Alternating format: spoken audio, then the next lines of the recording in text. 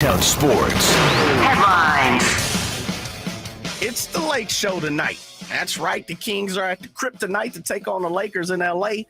The Kings are riding a 4-game winning streak after losing to the Lakers 5 games ago at the G1C. They look to win the season series over the Lakers with the win tonight, and just like every game, unlike anywhere, we have you covered. Game night kicks off the coverage at 6 p.m. That's followed by the pregame, which leads to the tip-off with the G-Man, Gary Gerald. The game begins at 7:30, and the coverage follows the Cattles and Ramie show. There's 8 more games on the NBA docket besides the Lakers and Kings. Atlanta is in Dallas to take on Luka the Don. Cleveland visits Memphis. The Heat are dancing in the French quarters as they take on the Pelicans. And Minnesota battles the Nuggets in the elevation for a couple of those main games tonight. Skipping over to the Diamond, the Mets added Tommy Pham to their outfield on a 1-year deal.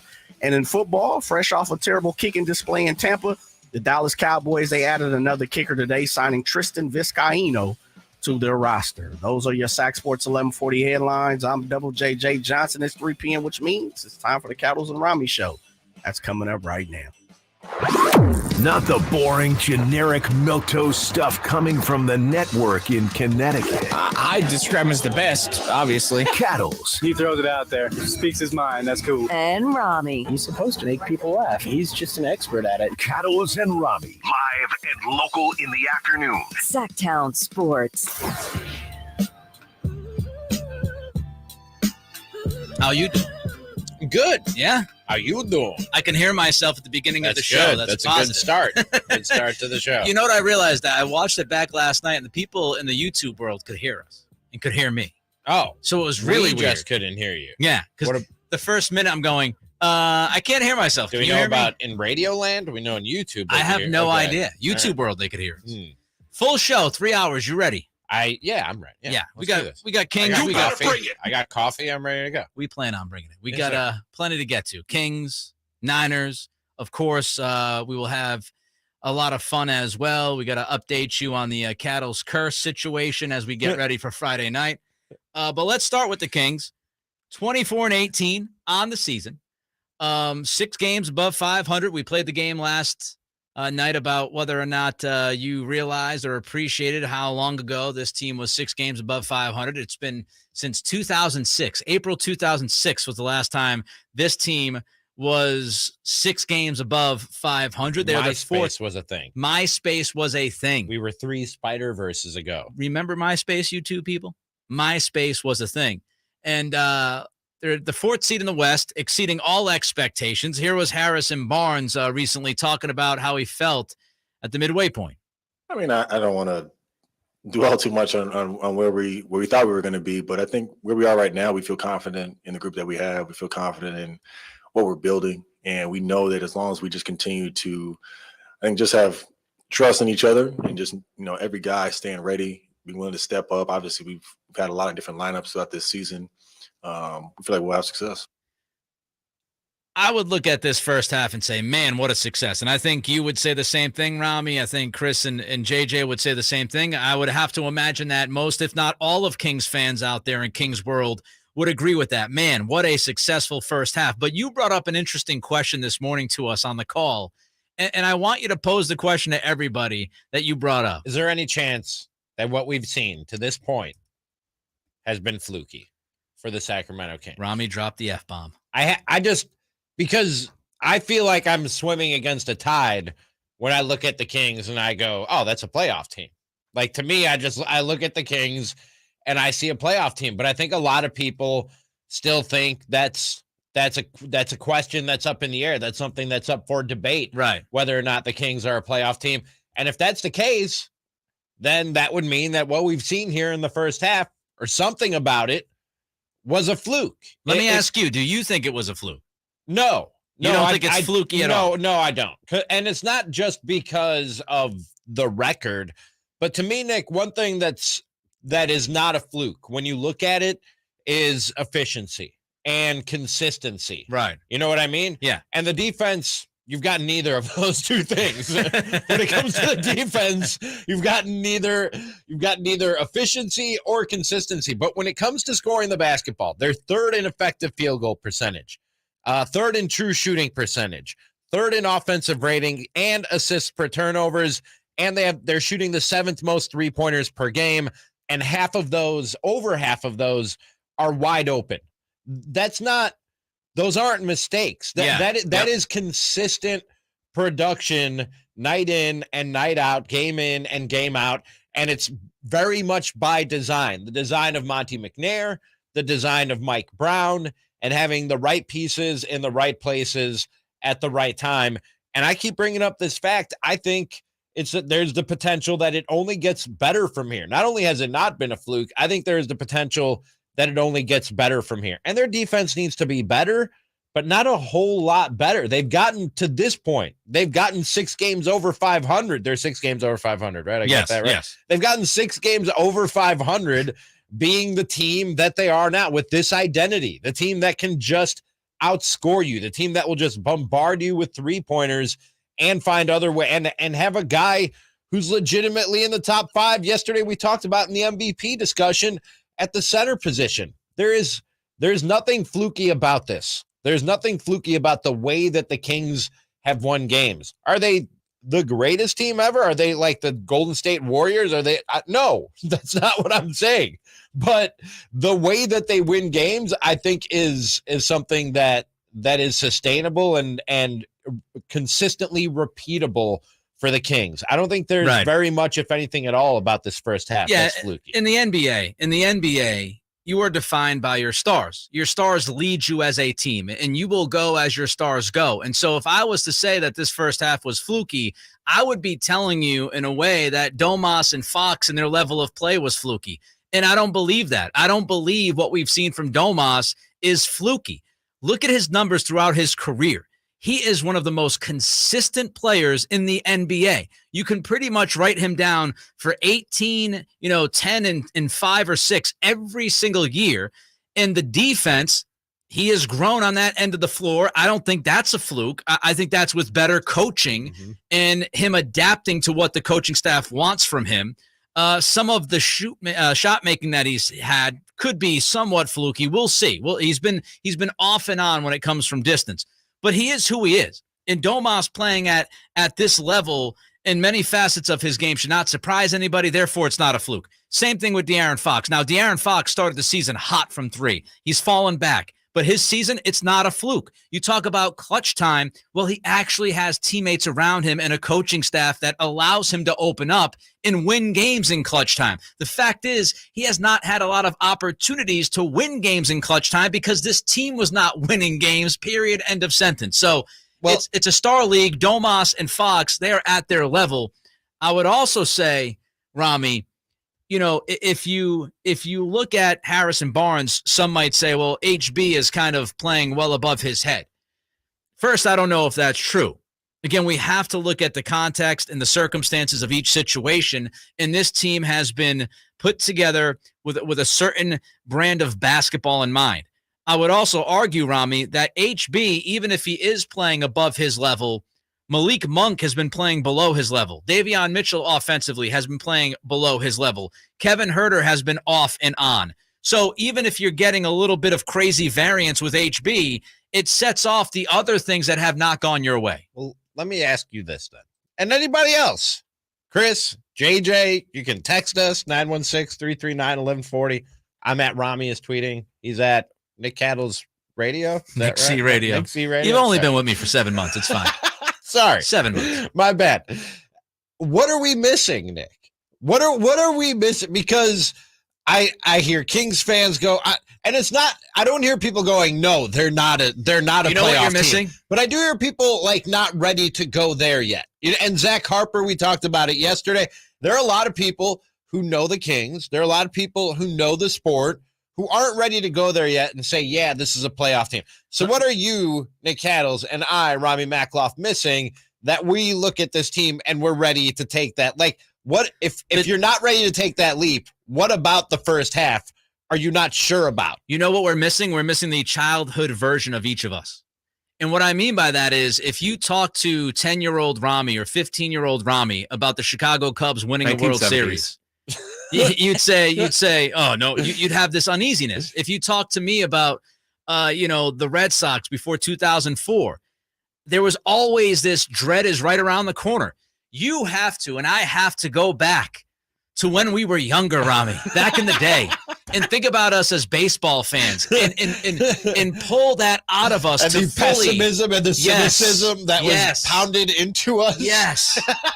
That's where Kings fans are right now. And is that all that it is? And I think that's the vast majority of it. There's nothing that's just basketball, like hardcore basketball analysis about it. No, because I think fans are good enough fans and smart enough fans here in Sacramento to look at a team and say, these guys are pretty good. Now, defensively, they stink.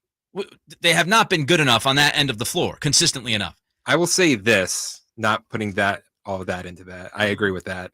Of like knocking on every piece of wood in here. There hasn't been like a big injury. There hasn't been like Sabonis. There was. Yeah. And if you would have asked all of us, Sabonis, broken thumb.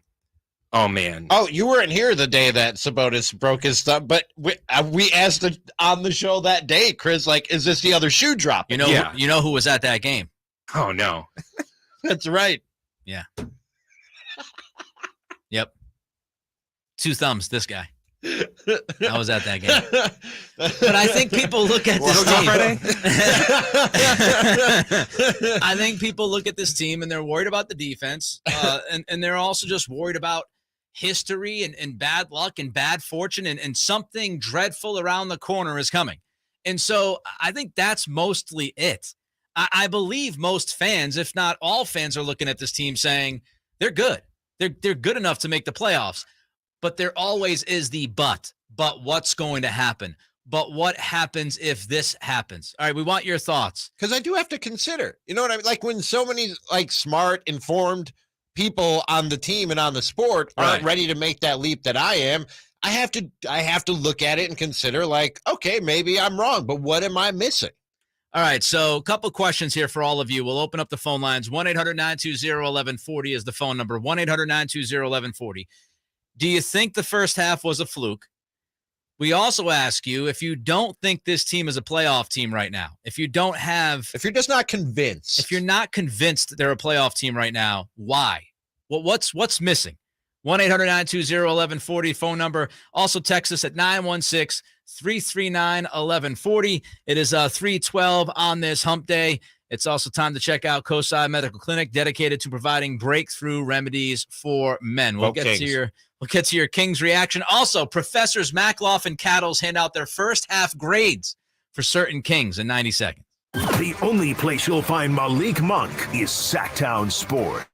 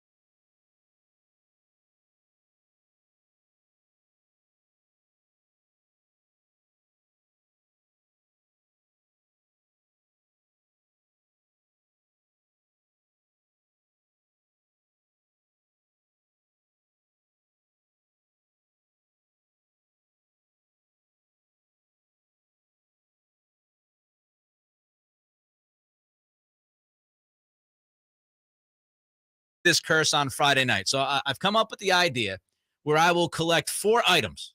I will collect an item from Chris, JJ, Ramie, and also Simone, who will be joining the show starting on Monday. She will also have an item. She actually has her item here today. Oh. But I said, let's hold off until tomorrow. Okay. And I will collect these 4 items. And on Friday, we will put them together. We will have some kind of, I don't know what you want to call it. I don't want to say seance, a intervention, maybe a Cattle's Curse intervention on Friday. I like that. And we will have all these items, and I will bring these items to the game on Friday night in hopes of breaking the curse. So we have our first item that was brought in today, hopefully, if JJ actually brought it in. I got thumbs up. Nice. He said he was putting it in his bag while when we were doing our meeting this morning. Yeah, man, I'm a busy man. I got, All right, JJ, if you could bring your item into the studio right now for the YouTube people, youtube.com, Sactown Sports 1140, youtube.com. If you like what we're doing, give us the thumbs up. Give us those thumbs up. Very easy for you to do, very little effort, and we get to punch that YouTube algorithm right in the face. What's JJ got for me? Oh! It's got a cowbell. So, it's still in the plastic. Still in the plastic. Mint condition. All right, so here's the first item. We have the cowbell. A Sacramento Kings season ticket member cowbell. Wow. So here it is. And I mean, this is in pristine shape. Thing is, shiny. And I will take this to the game on Friday. So JJ, is there any history with this cowbell? Does it have any good JJ juju on it? A little bit. Okay. I've only towed it that maybe once or twice, but I never really pulled it out. But you keep it rocking in the backpack or something. Okay. Still in plastic. And I know how my boy Nick is with the germaphobe and everything. So we kept it a buck. I literally just sanitizer on my hands after handling it. There you go. I went right to the sanitizer. I took it out the box, I put it in a bag, and it's been in that bag, which was wrapped in the box that you see right there. So you're good. The ball has never been touched. All right, so I've got the cowbell. The first item is the cowbell from JJ to try to break this curse on Friday night against Oklahoma City. Wondering how I didn't even think about this. I'm wondering how you're going to lug everything in. Yeah, this is tough. 4 items. Well, Kelly will have a purse, but they don't allow like big purses. Yeah, so they got you with you. Yeah, I mean, I don't think they'll give me. No, they're not going to. A lot of people have cowbells. Yeah, it's a tradition. So. All right. Good luck. I figure we started off right. If you're going to a Kings game, you got to have a cowbell. Yeah, for sure. No, I got to think it's something to bring you that you're going to get harassed for. That's not the point of this exercise, Chris. It's not about Swiss Army knife, bro. It's not about embarrassing me or getting me in trouble. Swiss Army knife. It's lucky. All right, let's go to Doug. Here, take my backpack. That's definitely too big to get into the game, and just stuff everything in it. Let's go to Doug, who wants to talk Kings. Hey, Doug. Oh, Doug, how you doing, man? Good. Doug? Well, I have been around this organization since '89. So for those that have not been around, what you're talking about with the curse or the wondering what's going to happen, is the shoe going to drop, and then all of a sudden we go into a skid or something, because we've had years in the past where we're going, yeah, and then what happens, we end up having a bad stretch of games and stuff, and then a lot of people are going, well, this is fun for now, but they're just not convinced yet that, it's there. So in 4 years ago, the Kings got to 30-26, which was their highest over 4 games since the 2005-2006, and we go 30-26. We go 9-17 to finish the season at 39-43, and we don't make it. So check back in a month and then see what's happening. And just keep your pulse on it and stuff. But I love what they're doing. I think that the contribution that everybody's making, I think that the defense is going to get better. Right now, it's almost like the old Kings of 20 years ago. Will outscore you, but they have better players that play better defense. So that's all I have. I love the show, and thank you so much. Thank you, Doug. We appreciate you. We appreciate you listening as well. So yeah, there it is. Going back to we were 4 games above 500 this one season, and then the bottom fell out. And I think there's always that concern about the bottom falling out. All right, let's get to some grades. Professor Cattles and Professor Makloff. with our first half grades for the certain Kings here on Cattles and Ramie Sactown Sports. Ramie, let's start with De'Aaron Fox. Your grade for De'Aaron Fox. We grading on the curve of expectations just give before a grade. the season. You just give a grade. Fine. A minus.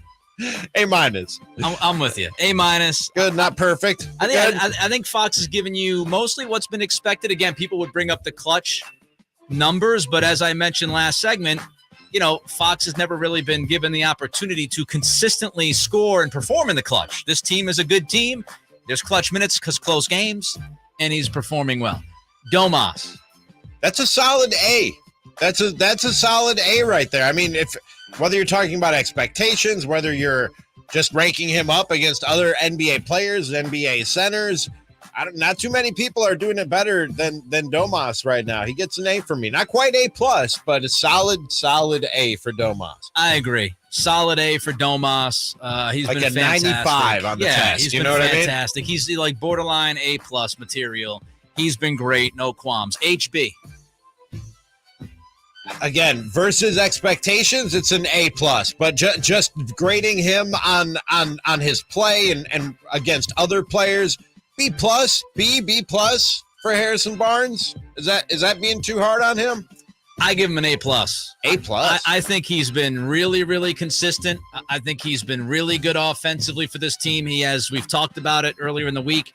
I think he has solidified himself as the true number 3 option on this team, at least right now, and probably for the rest of the year if he's not dealt. So I would give A+. How about Keegan Murray? If this was a semester in school, Keegan just wasn't grasping the material for the first 3 weeks of the semester. You know what I mean? But he really turned it around and has just been nailing the tests lately. In this case, the test being 3-pointers. So I'm going to give him a B+. I think he's turned his grades around enough to give him a B+ at the midterm. I will give Keegan a B. I'll give him a solid B. Nothing more, nothing less. I want to see him rebound more. He's not rebounding enough. I also think, a little bit more offensive growth as we move along this season is needed. He's been solid. For a rookie, he's been really good given the situation, the circumstances. But I will give him a B because, again, it's some of the other stuff aside from his shooting that I want to see improve here the second half of the season. Kevin Huerter. Kevin Huerter is an A-, I would say. I've said this time and time again. He's been the most surprising guy to me. I did not know he had that game that he has to create his own shot, to do a little work around the basket. Not great defensively, but even there, giving a little bit more than what I thought Kevin Huerter had. I'm going to give him an A-. Give him a B. He had that prolonged slump for a time. Defense is a problem, and he's one of the reasons why they're having issues impacting the basketball on the perimeter, allowing guys to get into the paint. So I'll give him a B. Davion Mitchell. He's disappeared for some large chunks of this season. Yeah. I'm going to go B- for Davion Mitchell. When he's good, and especially defensively, he's really good, and he helps you win games. And part of that, we talked about Mike Brown and not really settling on rotations. Seemed like Davion was kind of out of things, not getting the minutes he was used to getting for a stretch there. I'm going to say a B-. C+. Great defensively. He has not given you much of anything offensively. I know on Sunday he had one of his best offensive games of the year, but those have been few and far between. He is not really producing on the offensive side of the ball. So I would give him a C+ right now. He has not grown in that aspect as much as I was hoping he was going to grow. I'm a big fan of Davion, but I think he's going to do more. Finally, Malik Monk. He looked like the front runner for 6th man of the year for a minute there, has cooled off since. I'll give him a B. I'll give him a solid B. C. Too inconsistent. Yeah, too inconsistent. He had a hot month, but look at what else he's done. He's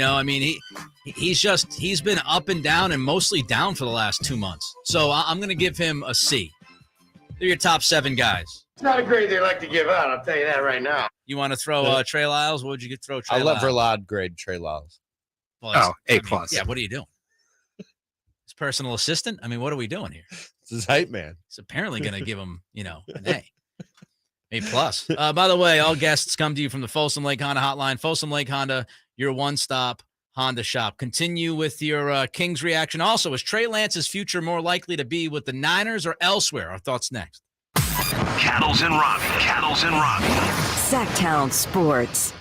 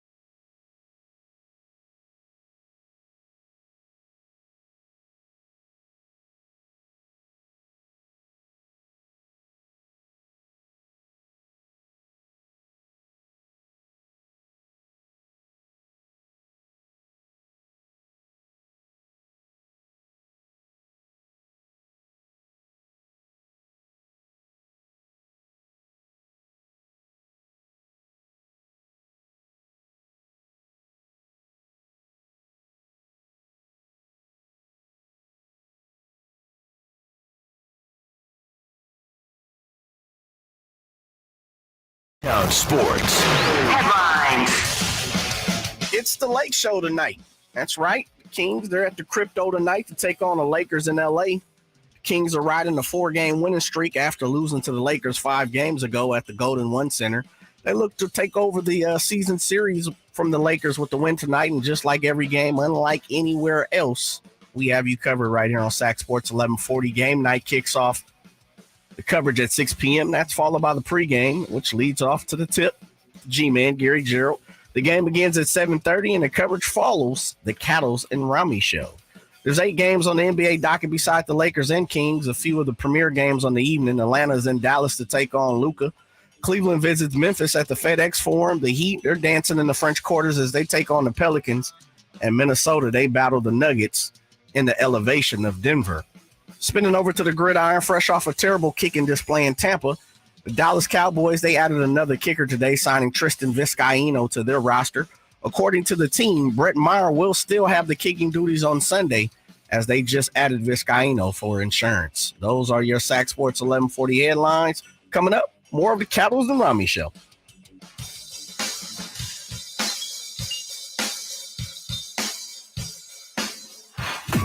One brings Macloff magic, while the other, We're still trying to figure that out. Cattles and Ramie. Sactown Sports. At 3:32, it's time to check out Coastside Medical Clinic, dedicated to providing breakthrough remedies for men. Let's run through some of this reaction about the Kings, Ramie, and then we'll get to the 49ers and whether or not you believe Trey Lance will be a Niner in 2023 or if he'll be gonzo from this organization. Text line 916-339-1140 asking you if you believe the Kings' first half was a fluke. I don't think any of us do on this show. We do not believe it was a fluke. Also asking if you're not convinced that this team is a playoff team, then why are you not convinced? Text line, I agree with Ramie that they are kind of a potential playoff team, but what you have to realize that we in Sacramento are a bit shell-shocked. I like to think we're all part of the Wounded Warrior Project. That's from JT. Again, that's kind of what when Ramie asked why some people might not be fully on board. My best take as to why that is just because of the history and how many times fans feel, burnt by this team and they just feel like something bad is going to happen around the corner. And I don't say this to be insulting at all, but believing what your gut is telling you and not what your eyes and your brains are telling you. Another text missing. That can get the best of any of us. Yeah. Another text missing a backup center. If only DeMarcus Cousins could give us a solid 15 minutes a game. Is that a Milwaukee area code? I don't see the area code. They also say Chicago, maybe Minnesota. They also say check all of them, Nick. Jay Crowder would be awesome. Reddish. We talked about Reddish. I would take a swing at Reddish. And text line. Apparently all they wanted is a second round pick. So Cousins, Crowder, or Reddish, this texter says. I'm not fully on board with the Cousins stuff. I'd be good with any one of those three. I think you should look at somebody who, are better. Bring back could be better. Colin from Lodi. Only thing missing is the heartbreak. This team is legit playoff contenders, but it seems like fans are anticipating a letdown. Now we win close games, we win fourth quarters, and we don't get 40-pieced. That's got to be the standard from here on out. Like, if this team was Portland, we'd all say, like, oh, yeah, that's a playoff team. Yeah. Yeah, no problem. Yeah. I'm not worried about it. If they're wearing any other uniform, playing in any other city, y'all would look at them and go, wow, man, you see the Hawks?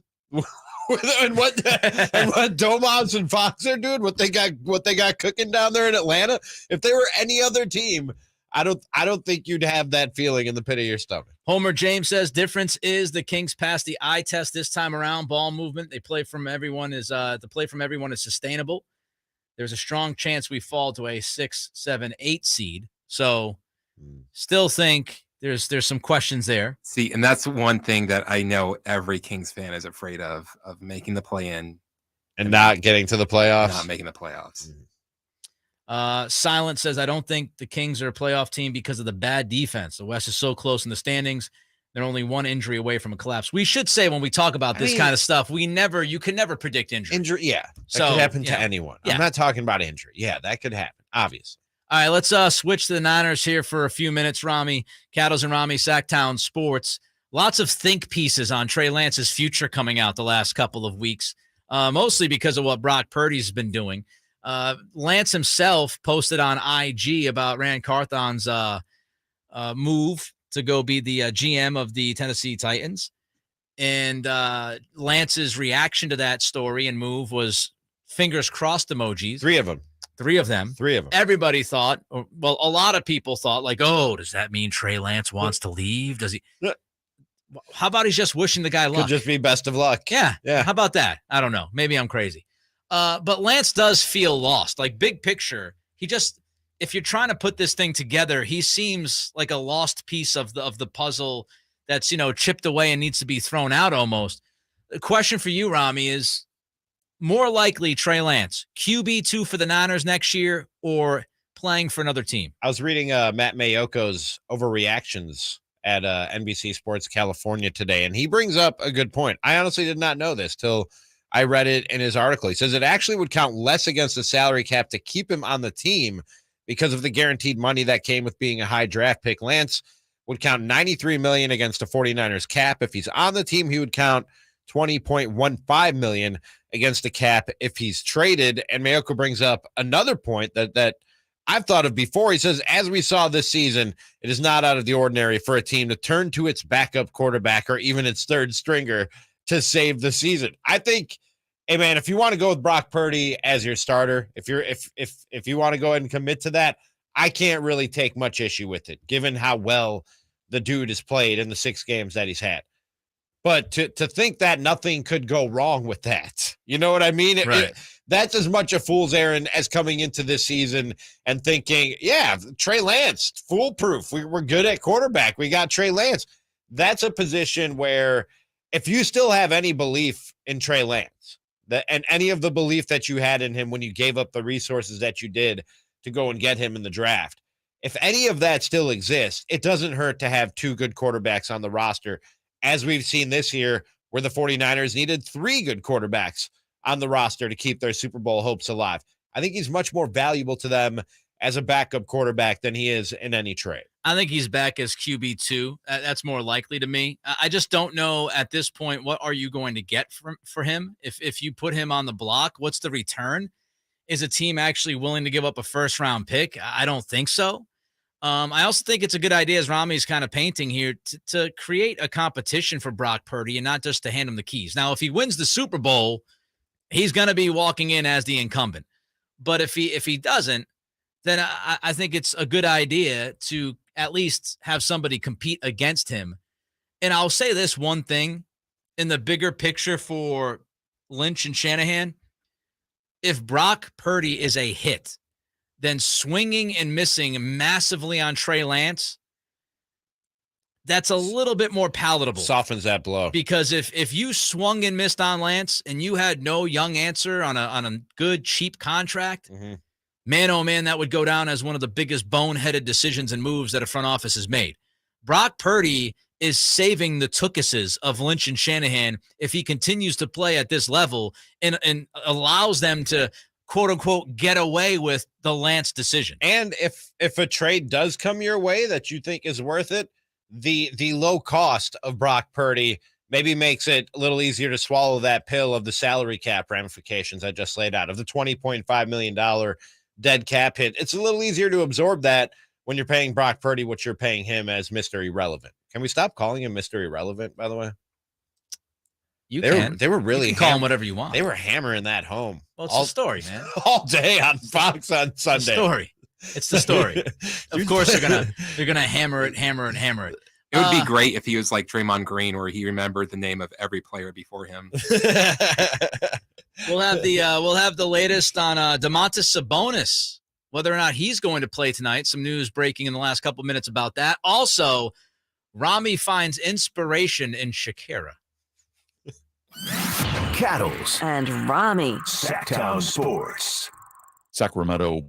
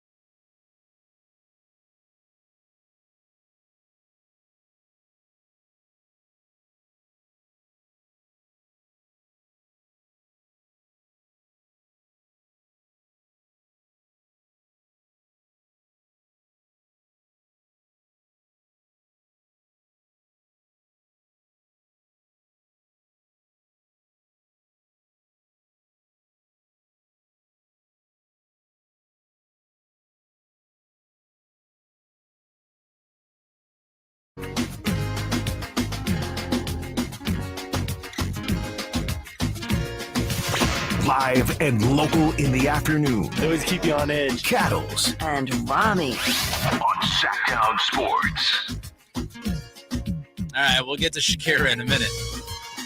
But we have your update on Domantas Sabonis. Deuce Mason tweets out, Domas and Matthew Dellavedova are questionable.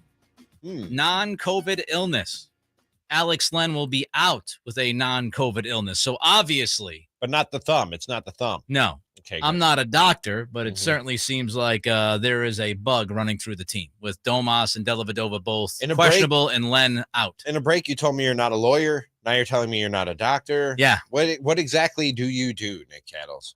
What exactly talking to a microphone. Oh. That's the extent of my experience. Okay. That's what I got. All right. That's all I've got for you. All right. All right. Before we get to draft mockery, Ramie has been inspired by Shakira. Not the first time. You might ask why. Why this time, Ramie, were you inspired today with the draft mockery thanks to Shakira? So we knew that Shakira and her husband, Vlad, tell me if I'm getting this right, Gerard Piqué? Hey, very good. Professional soccer player. They had gotten divorced. And rumors that he had cheated on Shakira, which, what are you doing cheating on Shakira? And apparently there was a Zoom interview that Piqué had given, and like, internet sleuths, Nick, everywhere. They zoomed in, they enhanced the image, and they actually saw this girl who he was allegedly cheating on Shakira with. Really? In the background, 23-year-old Clara Chia Marti. I think I'm getting that right. Chia Marti. Okay. Fast forward, that is apparently not when Shakira first started getting maybe some inclinations that Gerard Piqué had not been faithful. Apparently, she was out of town, out promoting her music, and came back and found a partially eaten jar of strawberry jam. What? And apparently, Shakira is the only one in her household who eats strawberry jam. Gerard hates jam, so who could have eaten the jam other than his mistress? You got over strawberry jam. Strawberry jam? Strawberry jam. I told you, Ramie. I told you you would love soccer because of all the ridiculousness, all the rumors, all that. Like, the best stuff about soccer is outside of the field. Is this dude good? Yeah, I mean, he was. He's older. He's older now. So it was strawberry jam. Strawberry jam. And she knew. She knew. When she got home and there was no strawberry jam left. Where is she? Where is she? Who's been eating my jam? I need her out here right now. You got to tell the side piece to bring their own jam. That's the lesson from this story. What a story that is. And that story got us thinking for the draft mockery today. We're in the room and we're checking boards. Do you think we're being serious? Nah. It's the mockery draft. All right, so before I get into this, I want to remind everybody that on Friday, Cattles and Ramie will be broadcasting live from the International Sportsman's Expo. Learn more about the International Sportsman's Expo at sportsexpos.com. Are we sure it's Friday? We're sure it's Friday. That's on me, by the way. That's on me. I hope you guys saw the email. My fault. All right, so draft order goes me, Verlad, Ramie, and then JJ. All right. So myself, Chris, Ramie, and JJ. You may ask, what is the topic today? Well, thanks to that story from Shakira, popular food that you can't stand. So other food that people love or people are talking about all the time that you cannot stand. Yeah. If the food was in your house, people would be worried about something. Kale. Don't tell me how healthy it is. Don't throw it in my chicken bowls and steak bowls. Don't throw it in my salads. If I wanted kale, I've tried fried kale. It stinks. If I wanted kale, I would ask for kale. Don't force me on the kale. Who's throwing unsolicited kale on your plate? Go to a restaurant. They California, Ramie. They try to squeeze it in every meal. All right, I haven't experienced this. Oh, look, it's a cheesesteak with kale. What? Yeah, that's unnecessary. You keep that to yourself. Who's Okay. second? Verlad? Mine Yes. also vegetable tomatoes. I don't know what it is about tomato. Every once in a while, I could like someone like, well, try this. This was fresh from my garden. It's like, it's fine. But Yeah. like if I get it anywhere, In any form? in any form, Even on pizza? like, no, I can handle like tomato sauce and all Okay. that. I'm All saying right. just a tomato. A tomato. Okay. It's Yeah, because sticky. I'm infatuated with ketchup. Yeah, but I'm not love the ketchup. not the biggest fan of tomatoes. Yeah, I don't like the consistency. I don't like a lot of it is bland. Ugh, tomatoes. My number one pick is ketchup. Get out. I don't ever want to see you again. Ketchup belongs on burgers and fries, and it's not even at the top of the list for those two things. And other than that, there's no good use for ketchup. If you're using ketchup on anything else, you're ruining good food or you're covering up bad food. Ketchup is the most overrated food in the world. I thought I knew you. This relationship is over. It doesn't Ramie. belong on a hot dog for sure. That's a cardinal sin. And really, I don't know, other than burgers and fries. And again, there are better choices for those too. This is What's disgusting. a better choice for fries? Barbecue sauce, an aioli. That's barbecue Yeah. sauce. Okay, I'll take an aioli. Yeah. Kelly does the I think Kelly does like the mayonnaise and ketchup mix. She does Okay. that for the fries. All right. I don't hate that. Ranch dressing. Ketchup, man. How could you hate ketchup? It's just very overrated. It's all right. Like I said, on a burger, fries, all right. But other than that, nah. All right, JJ, back to back. Yep, I'm kind of going same condiment style with you, Ramie. I'm saying sour cream. Sour cream is not my style. It doesn't taste like anything. It doesn't enhance the food. It's just very bland and very vanilla. I don't understand why people love sour cream. My household loves it. I don't get it. They could do it in globs. The second one is kind of on some Cali type stuff. It's a phenomenon for me. I say it in that way. I can't stand sushi, man. I'm not a sushi guy at all. I don't care if you cook it, fry it, dye it, lay it to the side. I don't care what you do with sushi, man. I'm not eating it. I've tried it 18 ways. I've tried it from the master. I've tried it from the beginner. I've tried it from the intern. I've tried it from some people's grandparents who all they've done is cook sushi all their life. I just can't do it. It's not for me. All right. I like certain types of sushi. Yeah, I'm okay with a few types of sushi. Yeah. Not all sushi. However Certainly not all sushi. All right, Ramie. Back around to me, huh? My next thing is people always look at me puzzled when I say this. Mushrooms are disgusting, man. Mushrooms of any kind are Yeah, foul. I can get that. The smell. I used to deliver pizzas. If it had mushrooms on it, it got double bagged. I can't get past the smell of mushrooms to actually put them in my mouth. And people are like, "Oh, try creminis, try this, try." No, man, they're all gross. They're not even food. It's a fungus. Like those people that get the burger that's just the mushroom. That's just a portobello mushroom. Nah, I'm good. No, man, keep that. All right. I don't need that. Chris up next. All right, I'm going after you, Ramie. All right, Mustard. I can't stand mustard. Yeah, I'm Really? with I you can't on have that. it at any type. I can't spicy. really. Dijon. I can't handle it. Honey mustard? It's honey mustard. No, I can't do it. I could eat honey mustard by the gallon. Oh, I love just think honey it's so gross. I think it Really? might just be a me thing. I think when my mom went out of town when I was a little kid, my dad just fed me ham and mustard sandwiches for like a Oh, week. yeah, and that was it. For you. It's like I never want to eat this That again. was it for He you. ruined you. Buffalo wings. What? Leave. Spicy. I don't like What? spicy. What? Food. I don't like spicy food. I can't. wow. But what- Buffalo. what, like the smell of it so drives just like me a- crazy. What? So Yeah. just like a buffalo wing. What if it's just? What about wings? Wings, I'm in. Okay, gotcha. Wings, buffalo wings. So no. the sauce. Yeah, The buffalo sauce. Yeah, Buffalo sauce. Yes. Okay. Yes. So if it's like a honey barbecue wing. Oh, I'm all in. Okay. Yeah. All right. No, Okay. just the buffalo sauce. Gotcha. The smell of it and the spice of it. Gotcha. Kelly could eat like 50 of those things. I can't eat a half a wing when it's got the buffalo sauce. I don't get on full on wings. I don't get sick of wings. I could eat them all day. it. All right. Here's one more for me. Jalapenos again. Man. Something that I can't do I because of feel spice. bad for you. Yeah. Jalapenos, I can't stand them. Get them away from me immediately. Ooh, some nachos, man. What? Oh, I love nachos minus the jalapeno. yes, sir. All right, Chris. I'm also going to go with the bar food, onion rings. I do What not is like wrong onion with rings. you people? Says the guy who doesn't like ketchup. Get out of here. And it's just like when you get like the big ones that they all like, it's like all onion. I love don't want the to big eat one. all Oh, onion. Yeah, I love the big onion ring. I want the biggest onion ring in the basket. Ramie loves the big one. He's on the record. Back around to me. Yes. This is a somewhat new phenomenon. Boba tea.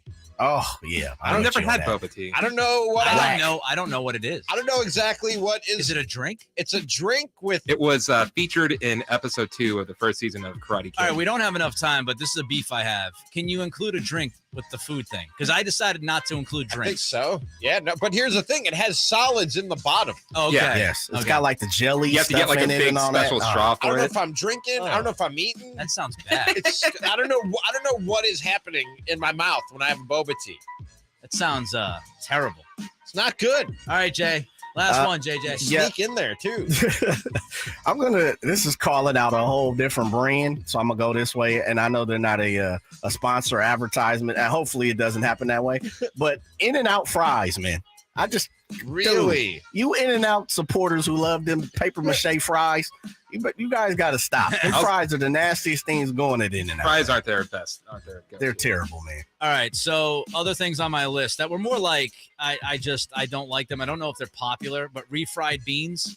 Hate refried beans. Love Are, refried beans. do you have a problem with me specifically? I swear I don't. The consistency of them and just what they look like. I'm good. Yeah. Fast food burgers. I really don't eat any fast food, but fast food burgers not really high on my list. Greasy pizza. Okay. Not good. From the East Coast, you're not dealing with the pie? Greasy pizza. Oh my! It has to have. I like when grease has is too an much. I like when grease is a topping. There's a physical reason. There's a physical reason for the grease that doesn't. Okay. Avocado. I don't get it. Yeah, I'm with you on that. I'm with you on that. I'm with you. All right, we're gonna have to go Avocado outside. and It's everything. break. Yeah, Avocado's just bland. terrible. It's just there. It seems I'm like with a you. personal attack on Verlat the I- further I'm along with we you. go. Yeah. Throw salmon in there for me, Nick. What? Not a salmon person. I like salmon. Not too soft. I'm Spicy good. tuna roll them out against Yeah, I'm outta spice. there. Asparagus. What for? Good luck. I mean, anything. I think we got to get a break. Really, Verlat? Everything I don't like. Anything Verlat. banana flavored. I like bananas, but they never get it right. Banana candy doesn't taste like the banana. worst. It tastes It's like the trash. worst thing. Banana pudding? How dare you? No, I'm out. I'm out on pudding in general, really, if I'm being honest. We're out. Cattles and Ramie. Sactown Sports. For your every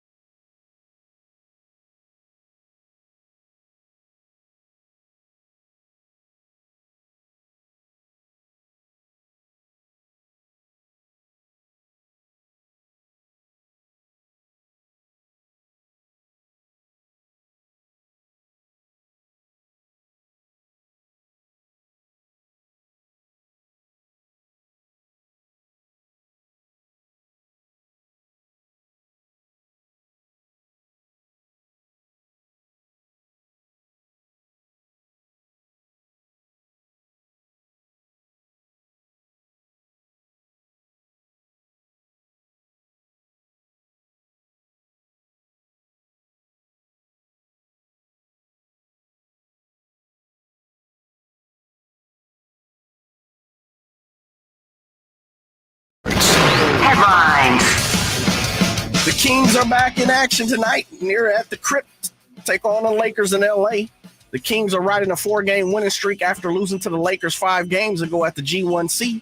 They look to win the season series over the Lakers with the win tonight, and just like any other game, we have you covered. Game night kicks off at coverage at 6 p.m. That's followed by the pregame, which leads to the tip-off with the G-Man, Gary Gerald. The game begins at 7:30 as it's in L.A., and the coverage follows the Cattles and Ramie show. The latest on the field of fellas for the game, the team has Domantas Sabonis and Matthew Dellavedova on the questionable list with non-COVID-related illnesses, while Alex Len has been ruled out for the game for the same thing, non-COVID-related illness. There are 8 games on the NBA docket besides the Lakers and the Kings. A few of the premier games: Atlanta's in Dallas, Cleveland visits Memphis, the Heat are in New Orleans, and Minnesota battles the Nuggets. Those are your Sac Sports 1140 headlines. Coming up, more of the Cattles and Ramie show.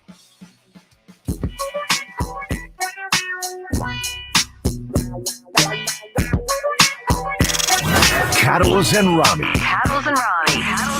Sactown Sports. Getting roasted over things that I don't like, God forbid, food-wise. We'll have to revisit that a little bit later. Ironically, we all had this discussion before with you. Yeah, we did, didn't we? Yeah, let's not get sidetracked. We'll get back to it a little bit later. I got a text from Simone during that segment. Well, we'll get to it. Let's hold off on it. Let's get back to sports here for a little bit. We'll get back to people killing me and my dislikes of food and spicy food a little bit later on. But I also want to get to the Kings in about 10 minutes. So we'll get back to the Kings in 10 minutes. But Ramie, let's talk Brock Purdy. Last week, you asked a question if Jimmy Garoppolo was healthy and ready to roll. And according to reports, he's walking around without a boot today in the locker room. So it sounds like he's getting closer. If Jimmy G was healthy and Brock Purdy was not playing well, that was the caveat. That was the disclaimer. Would you decide to sit Brock Purdy and play Jimmy G in either the NFC Championship game or, Super Bowl if you got there? Well, we have all sorts of reports now about, Brock Purdy maybe being QB1 in 2023. We might get to this later in the week, but Tim Kawakami wrote that there's zero reason to consider anybody else but Brock Purdy to be QB1. And here was Jay Glazer on Fox before the Seahawks-Niners playoff game. Even if Jimmy G comes back, Niners fans, you put your mind at ease. This is Brock Purdy's team. He is the starter moving forward. As he's gone these last couple of weeks, he's just impressed Kyle Shanahan so much with how much he's picked up, how quickly he processes things, how he goes through his progressions. And yeah, I think they're looking at Brock Purdy right now. And as the weeks go by, they look at him saying he could be a long-term answer for us. Look, obviously with Trey Lance coming back next year, I think we're too far away for them to say whether there's going to be open quarterback competition or not. Right now, obviously Brock Purdy hasn't lost yet. So you're certainly not going to walk away from that hot hand. Yeah, I don't think you can go away from Brock Purdy at any point this season. And even if, what are they saying? NFC Championship, maybe Jimmy G is ready.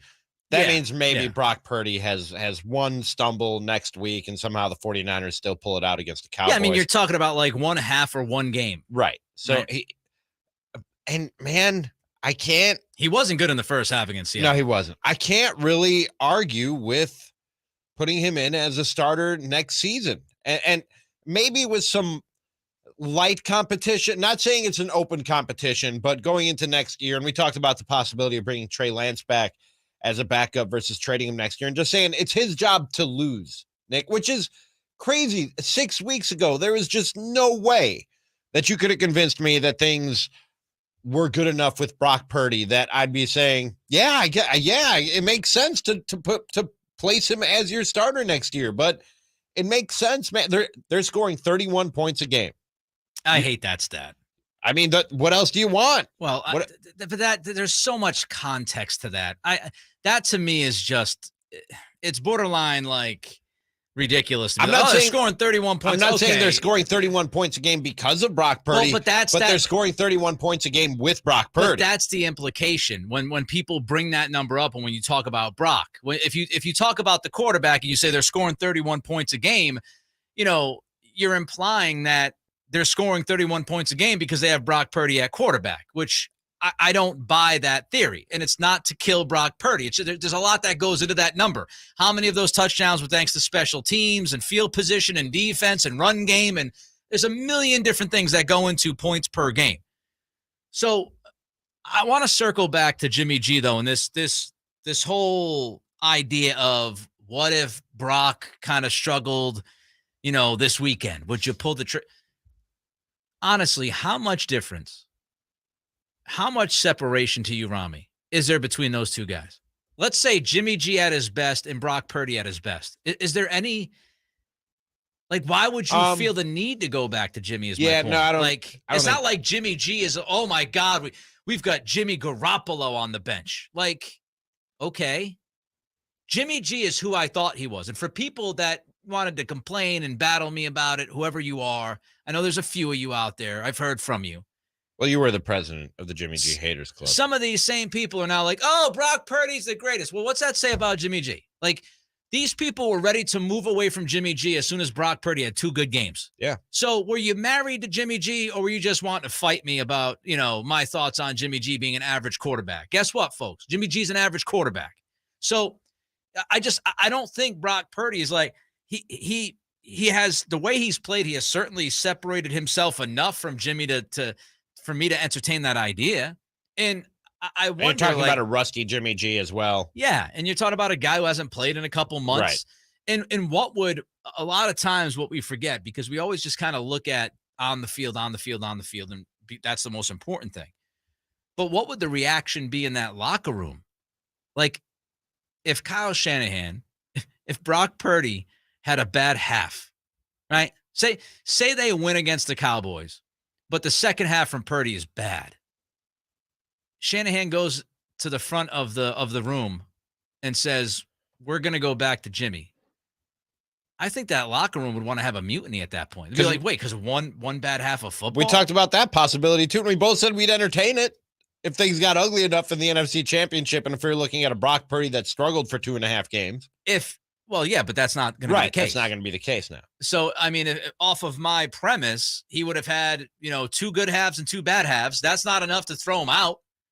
That's not enough to go to Jimmy G. I mean, again, when we talked about this, I said Purdy would have to puke on himself. He would have to turn into a complete pumpkin and look like he's completely lost out there, which hasn't been the case. So, I also think here's part of the thought process too, Ramie.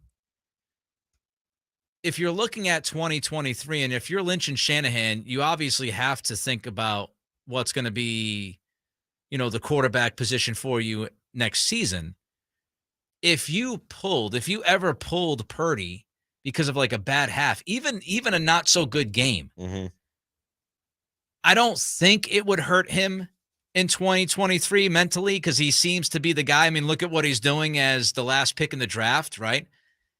But you do kind of create the unknown by sitting him in this playoff run, because now we go into the offseason going, wait, you don't have a quarterback. Trey Lance's injuries and stuff like that, and everything with Trey, Jimmy G, he's probably going to leave, and now you just bench Brock Purdy in the postseason. Now you're kind of scrambling again. Would you go into next year saying his job to lose? Not yet. Okay. Not yet. I think that's where I'm at. Because again, I think it's a small sample size. I think that leaves the door open to him losing it. It's Seattle. It's Seattle, which they're not good defensively. Let's see what he does against Dallas, and let's see how he looks. If he plays really well, then I would say that he is the leader in the clubhouse, so to speak, because I'm not going to go to Trey Lance. What? Give me your options, right? If you told me, Tom Brady's available. Well, now that the conversation changes, Aaron Rodgers is available, conversation might change. But if you're telling me all right, Brock Purdy versus Trey Lance versus quarterback X on the market, like a Marcus Mariota or something.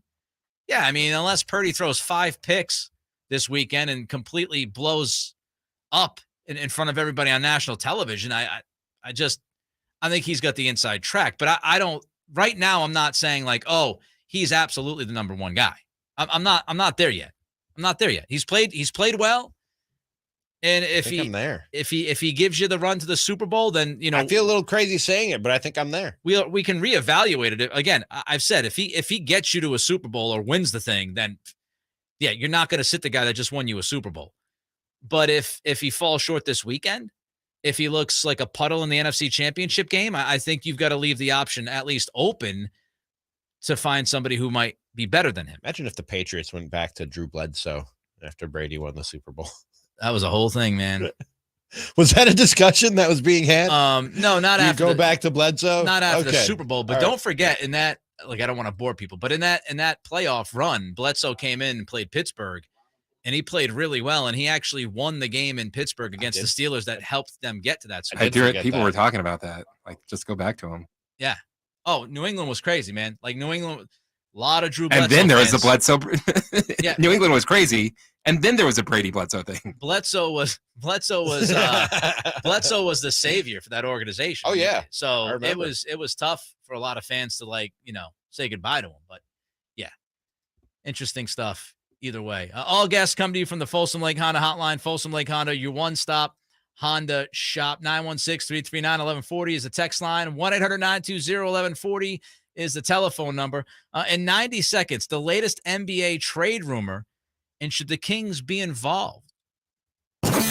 Check out the Golf to Go Hour with Frank LaRosa every week on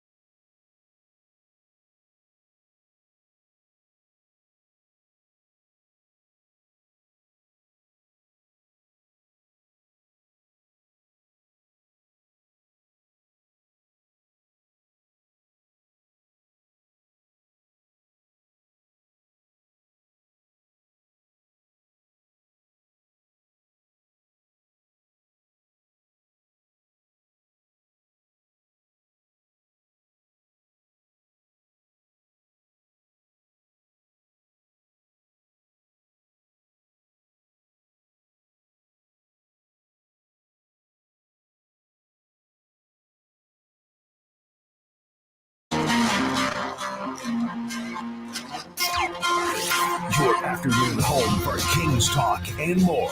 This is Cattles and Ramie on Sactown Sports. All right, Mr. All Red Everything, I'm going to go at you. I see on YouTube. The hypocrisy out of Nick's mouth. Jimmy got you to the Super Bowl, and y'all wanted to give the reins to Trey. How we forget. When did Jimmy G get the Niners to the Super Bowl? Can somebody remind me what year was that? 2019. Yeah, was I here in 2019? Was I saying in 2019 that Jimmy G did not deserve the starting quarterback job in San Francisco? So number one, get your facts straight, okay? Mr. All Red Everything. If you're going to take shots, you got to take accurate shots. Also, Jimmy G has a long history of injury and other things going on that Brock Purdy does not have. So I would also add that to the column. And you also have to consider the ceiling, man. He's doing the offense is running at the same, if not a higher level than it did with Jimmy G in his rookie year. Also, Trey Lance was the guy that you traded for. You moved up to get him because you told the whole football world, I did not tell you that Trey Lance was the answer to your prayers and that Trey Lance was 1,000 times better than Jimmy G. You know who told you? The guys who were responsible for drafting Trey Lance, the guys who brought Jimmy G into San Francisco. They told you that Jimmy G was not good enough. Not me. Yep. That told you everything that you needed to know about what the Kyle- 49ers front office thought about him. Kyle Shanahan and John Lynch told you that Jimmy G was not the future of this team the moment they ran out and gave up what they gave up to move up in the draft and draft Trey Lance. They swung and missed, and they're very fortunate that Brock Purdy has been able to save them. They're very fortunate that Jimmy G was able to swallow his pride and come back to this team because, quite frankly, they completely mishandled the quarterback position for the last couple of years. They should have went out and got Tom Brady 3 years ago. Then we wouldn't even have this conversation. We wouldn't be worried about Jimmy G or Trey Lance or Brock Purdy or anybody else. You would have missed out on Brock Purdy, though. So, there you have it. Brock Purdy. There you have it. And I stand by what I said about Brock, by the way, and I've said this and I've been consistent. Because people, they lose their minds. Try not to lose your minds, everybody. What I would say is if Brock Purdy brings his team to a Super Bowl, if he plays well, if he continues to play the way that he's played, which has been really well, especially given the circumstances, then this guy deserves every shot to be the starting quarterback. If he wins a Super Bowl, he's going to be the starting quarterback no matter what, because you're not going to bench him. And I'm rooting for Brock Purdy. I want one of the greatest sports stories to happen. I want to see it. I just think, the guy playing 6 or 7 games and everybody talking about, Tom Brady and Joe Montana and this or that. Calm down. There is a balance. There's a balance between losing your ever-loving mind and saying this guy is the greatest quarterback to ever walk the earth after a 6-game sample size and saying, oh, he can't do it. It's impossible because he was the last pick in the draft. I tell you how it is.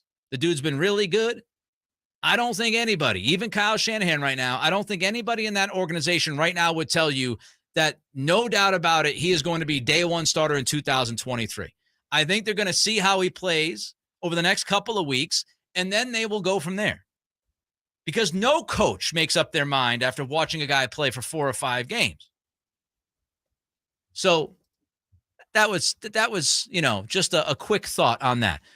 Before we get back to the Kings, which I want to do, and the people's reaction to the Kings, we're trying to break the Cattle's curse on Friday night, Ramie. Yes. And the way we're going to do that is Kelly and I are going to the game on Friday night, and I am collecting an item from JJ, Chris, Ramie, and also Simone, who's joining the show on Monday. She'll be with us. And the first item was given out today, and that item was from JJ. If you're watching on YouTube, see what happens is, you know what we're going to do here? You got to get it out of the plastic. Yes. Oh, the little ringer thing. Oh, my God. That is deafening. The little ringer thing was wrapped in paper. The little ringer thing was wrapped in paper. All right. So JJ brought in a cowbell. So that's item number 1 as we try to break the Cattle's curse on Friday. I don't know who's bringing item 2 tomorrow. I actually think we're doubling up tomorrow. I think you should bring Friday, Ramie. Bring something. Because we'll be on the road on Friday. All right. I know Simone will have her item. So I think we got to go with Simone and Verlade. The items tomorrow. All right. So we'll see what they bring and what they have in mind. And as I just mentioned, Friday, myself and Ramie. I want to see you lugging around all this stuff. We'll be on the road on Friday, live from the International Sportsman's Expo at Cal Expo. Learn more about the International Sportsman's Expo at sportsexpo.com. All right, let's get back to the Kings, Ramie, because there's an interesting rumor out there, and it's really not even, I wouldn't even call it a rumor because Shams wrote about it today, and I trust Shams like I trust Woj. So Shams wrote today that Rui Hachimura is on the block and that the Wizards are officially talking to teams about Hachimura. And he also noted that several teams from the Western Conference that need scoring are talking to the Wizards about Hachimura. Now, I don't know. The Kings are in the Western Conference. Yeah, I wouldn't say they need scoring since they're a top offense in the league. Yeah. But Hachimura on the block. Are you interested in Ramie? I'd kick the tires. I don't know if he's a great need. He's a young player, and I think he's under contractual control for another 2 or 3 years, if I'm not mistaken. So there's definitely something appealing there about Rui Hachimura, but I don't know that he necessarily fits the needs of this team and their goals for this season of being a playoff team and maybe even being a legitimate playoff team and somebody that can make some noise in the postseason. I think you're giving up assets to address what's already a strength if you bring that guy in rather than using those assets to address what's a weakness. It's interesting. It's an interesting way to put it. I think, when you look at this, I want to upgrade this roster. He's only 24. I would be in on Hachimura. I don't think I would trade Barnes for Hachimura, though. No. I don't want to mess with this starting five right now. Like, to me, if you're going to trade HB, it would have to be for an obvious upgrade. And I don't think Hachimura is an obvious upgrade over HB. Now, he might be 2 or 3 years down the road. He might be even next year. But right now, the way the team is constituted and the way HB is playing, I don't think I'd want to mess with that unless it was like, oh, we're bringing in somebody who is, I don't even know who would be available. Because at this point, I don't even know if John Collins would be with his contract, if he would be a significant upgrade. So if you could maybe match some contracts like with Holmes and Len and Terrence Davis, if you had to give up somebody, if you had to give up a pick or two, if you had to give up, I might entertain the idea of Davion if I had something else in my back pocket to pivot to make sure I have a backup point guard, because I don't think Dellavedova is that guy, with all due respect. He's more the third point guard, can play a few minutes here and there. But I do like the idea of Hachimura, because I think he fits with Keegan and HB, where, like, if Hachimura is a 4. He can play a 3, but he's really a 4. You could play Hachimura along with HB and move HB to the 3. You can keep Keegan at the 3. You can mess around with Hachimura at the 3. You can play kind of bigger lineups with Hachimura at the 3. So there's a lot of different things that he would open up for this team. He's cost controlled for 2 years. He fits the timeline, as you just mentioned. He's 24, so he fits the timeline along with Domas and Fox. Doesn't He's a the young timeline guy. really win now? And I know there's But he helps you win now. True, he does. But again, he's a guy that brings scoring. I'm looking to get that backup center. I'm looking to get that wing that can defend a little bit. I don't know that he's necessary. I wouldn't be mad if they went out and got him. He makes them better, Nick. And as I said when we were talking about going and getting Christian McCaffrey before they did it, getting more good players, never a bad thing. You know what I mean? It's never a bad thing. Yeah. Just accruing talent. I know resources are limited in terms of both money and trade chips, and I'd rather use those resources to go and get somebody that fills a hole a little bit more than he does. 4:25 on this Wednesday. Time to check out Coastside Medical Clinic, dedicated to providing breakthrough remedies for men. Vote Kings. Would you be in on Hachimura? We'll get to your reaction. 916-339-1140, 1-800-920-1140. Don't forget the YouTube channel as well, youtube.com, Sactown Sports 1140. Give us the thumbs up. Little effort from you helps us tremendously. We would love for you to do that. Aside from your reaction, drama surrounds a former MVP, and we'll tell you who's to blame coming up. Sacramento weather is brought to you by Folsom Lake Kia. I'm Mark Finan in the KCRE3 Weather Center. We will have some rain move through the area tonight. Just a couple of hours.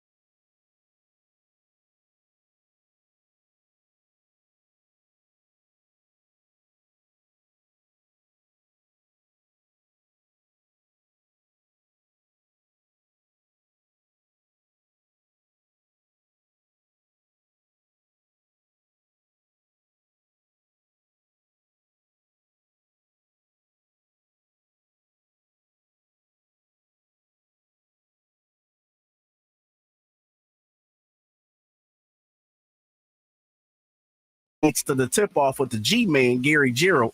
The game begins at 7:30, and the coverage follows the Cattles and Ramie show. The latest on a few of the fellas for the game, the team has Domantas Sabonis and Matthew Dellavedova on the questionable list with non-COVID-related illnesses, while Alex Len has been ruled out for tonight's game due to the same thing.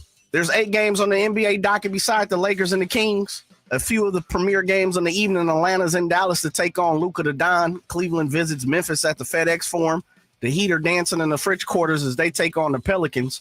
And Minnesota battles the Nuggets in the elevation. Skipping over to the Diamond, the Mets added Tommy Pham to their outfield on a 1-year deal. And over on the football field, fresh off a terrible kicking display in Tampa, the Cowboys added another kicker today, signing Tristan Vizcaino to the roster. Those are your Sac Sports 1140 headlines. I'm Jay Johnson. Coming up, more of the Cattles and Ramie show.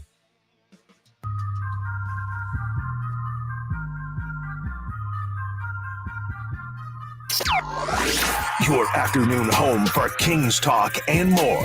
This is Cattles and Ramie on Sactown Sports. What's happening? Happy Wednesday. Glad you're with us. We are here until 6 o'clock. Then we got all of your coverage for the Lakers Kings tonight in LA. And if you're just joining us, Domas is questionable with a non-COVID illness. I know JJ's been updating that as well. So we have not gotten word if Domas is officially out yet. Does seem like a bug is hitting the team, though, because Dellavedova is also questionable with a non-COVID illness. Alex Len is out with a non-COVID illness. So usually when you see 3, 4, 5 dudes on the same team dealing with an illness, stay home when you're sick, man. Something is running through. That's why I say stay home when you're sick. They've got special stuff that they can still go. They don't have our, not on Advil, PM, cold and flu. That's true. Yeah. They got the good stuff. They got the good stuff. So we'll see. We'll see if Domas plays tonight. LeBron, I should say, is also questionable. So I would anticipate LeBron playing, but I don't know. LeBron is questionable. So we'll see as we get closer to the tip who's going to be in, who's going to be out. But that's all your coverage is coming up following our show tonight at 6 o'clock, starting with game night. Also want to let you know that it is 4:33 on this Wednesday, brought to you by West Coast Men's Health Acoustic Wave Therapy. Is that time check? Vote Kings. Quick note here, Ramie. Yes, vote Kings. Sports TV ratings on Twitter just tweeted out that, and we'll get to who's to blame in a minute, but the Seahawks-Niners game, ratings-wise, percentage of households in the market watching that game, Seattle was number 1, 26.6. Then you had San Francisco at 24.3, and right behind that, Sacramento, 23.7. Hey. So Sacramento had the third best market when it comes to that Seattle-San Francisco game. And, of course, there's been a lot of people since the beginning of COVID that have moved from the Bay Area to, That's true. Sacramento and Northern California because they're working remote now, and they sold their houses for a ton of money and came in and bought cheaper houses here, and now they're kind of keeping their feet up. And to them, I say keep going east. Wow. Reno's a great spot. Wow. Man, Ralad does not want you. Wow. Damn. Let's get who's to play. Who did what and why? Who are you pointing the finger at? It's not whether you win or lose. It's how you place the blame. It's who to blame on Cattles and Ramie. All right. There is some tension between Lamar Jackson and Baltimore. A lot of people read into what John Harbaugh had to say about Tyler Huntley after the playoff game against Cincinnati when he said this. The other story is our guys. Our guys, Tyler Huntley, coming in and playing the way he played, I think, coming off the shoulder and the wrist injuries and fighting his way back onto the field and just giving it everything he had and that kind of a performance. Yeah. The coach that will not stand up and protect Lamar Jackson certainly was ready to stand up and protect Huntley, telling everybody how tough he is. And look, Huntley, great job playing through some injuries, some stuff going on. But, when you hear that and you've heard how Harbaugh's handled the Jackson stuff, it does leave you to question whether or not that was a little kind of veiled shot at Lamar. And then we had Sean Payton on Fox Sunday saying this about the situation. I don't like it. And they're in a playoff game. And I get if he's not playing, but this whole tweet out, let me explain my whole medical status. And look, I'm hearing grumblings from a handful of folks there that their teammates that feel like his process has been slower than expected. I just don't like it. The team's more important right now than you. And we appreciate the information on your injury status. You're not playing. I get it. I don't see this player back in Baltimore next year. Wow. And I think he'll end up with another club. I don't see this player back in Baltimore next year. And we talked to Jeff Howe yesterday, asked him about the contract, and Jeff said, Deshaun Watson's contract had a lot to do with this. There's been a big time back and forth. They haven't been able to meet in the middle. Ramie, all this drama with Jackson and the Ravens, who's to blame? It's the Ravens, man. Give that man his money. Give that man his money. Give that man his money. Again, I don't. Why is the employee supposed to be more committed to the employer than vice versa? This comes down to Lamar Jackson's future. I don't know if Lamar Jackson could have played.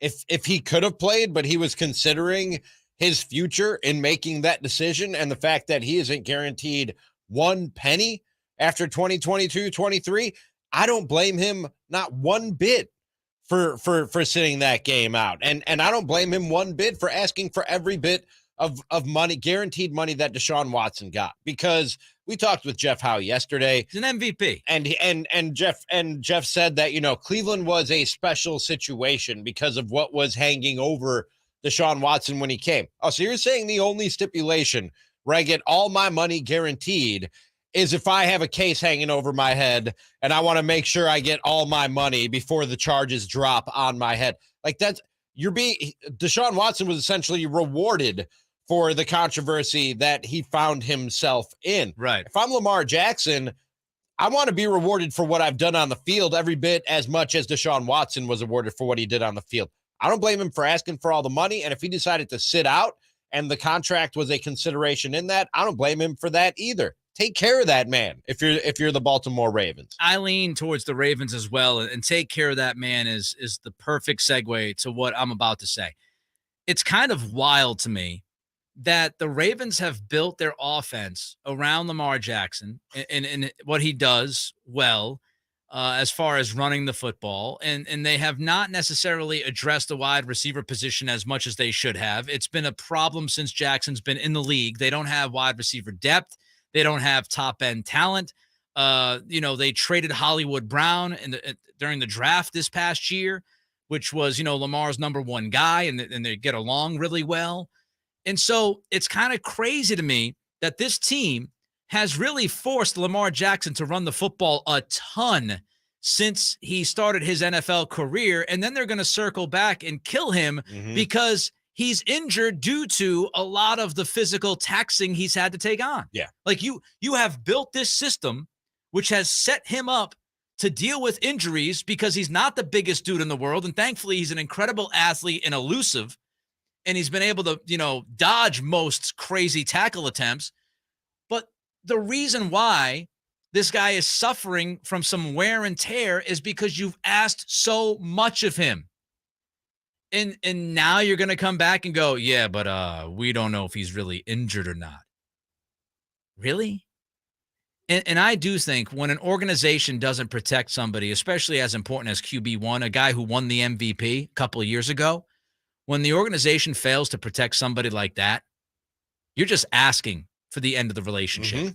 And I would not be surprised if Lamar is gone. I would not be. 916-339-1140 is the text line. Phone number is 1-800-920-1140. Don't forget, youtube.com, Sactown Sports, 1140. Kings Talking More coming up next. Cattles and Ramie. Sactown Sports.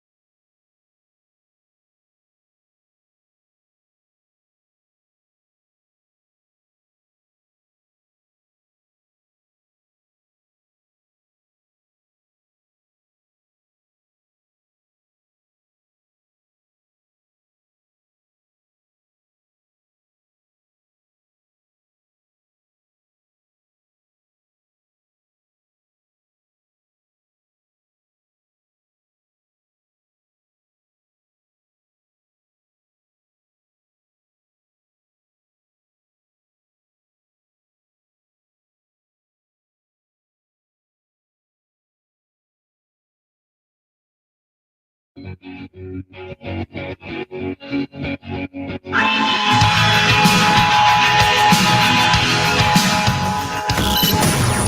you 1 mile at a time during the afternoon drive. Cattles and Ramie.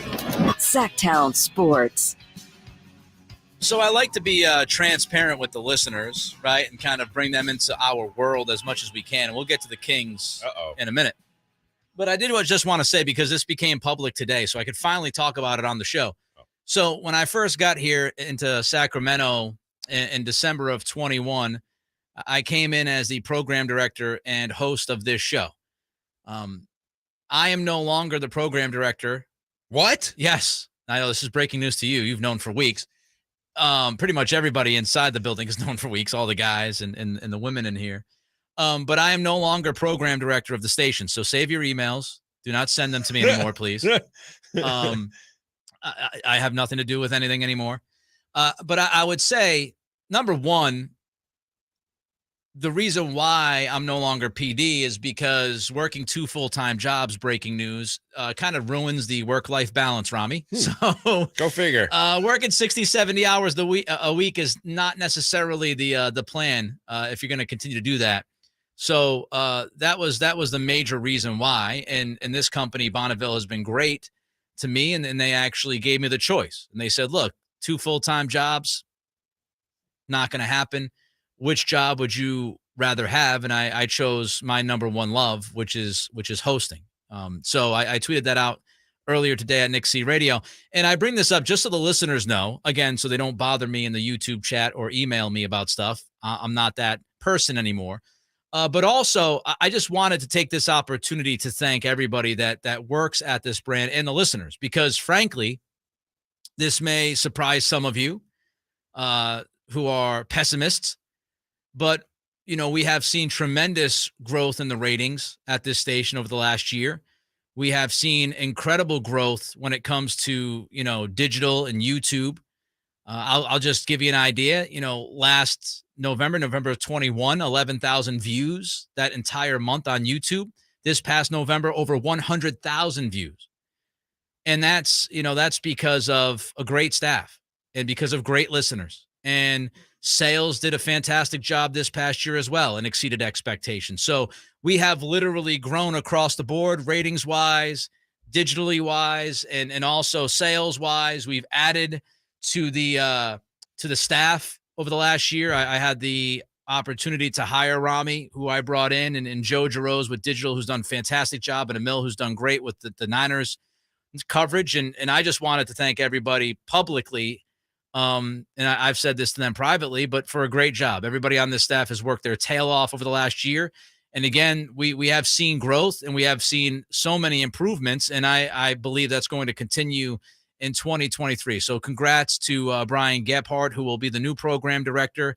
He'll be here in early February, but just a great job from JJ to Chris to Ramie to Dave and Jason to Jay Mars to Emil to, Chris Watkins, Charles Watkins, and Joe Giroux and the team. Just a fantastic job. Even guys like Nate and Kyle who work part-time here. So I appreciate and every Nick single Cattles. one of you. Don't forget Nick Cattles. Good Whatever. job by you as well. Whatever. And thank you. Great. And you're welcome. Great staff. Great staff around us. And again, it would not be possible if it weren't for the listeners and the viewers. You guys and gals checking us out on YouTube, listening to the shows. And I have a feeling that we'll have more news to talk about maybe a little bit later in the week, which we'll probably get to. But that's it for now. Thanks to everybody out there. It was a blast, but it was very challenging. My schedule's been bananas, and I'm very happy to be back just being the host and having one job. Was that a spoiler alert? What? You said there's more to come. It could be about anything. Just have, we could talk about any personal news. Maybe Ramie's got something. Maybe Chris has got something. Maybe we're being fired. You never know. Maybe Jay. We might not be here tomorrow. They go, oh, well, that's not why they got rid of Nick. Wow, that was a surprise. Didn't see that coming. I'd be surprised. Enough of that, though. But we love you all, and thanks for everybody who has supported this brand over the last year. We had a name change. We had a lot of things happen. Can't thank you enough. And again, this staff is just incredible. All right, so let's get back to the Kings now.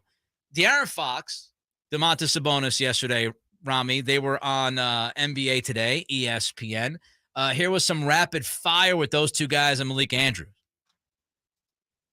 We are going to light the beam. How do we feel about the beam? I'm a big fan of the beam. I think absolutely. I Everyone's love it. embraced the beam. Everyone's embraced the it's been beam. fun. All right, let's see how we can do with the beam in studio. I know we need to get a purple button. Yeah, I told her we have to have it. So here's how we're going to do. We're going to count down 3, 2, 1, and on 1, we're going to hit it and light the beam. I'm going to have you stand over here. You stand over here. You come on this side of me. The over there. All right, the beam's behind you. So we're going to. There we go. All right, ready? 3, 2, 1.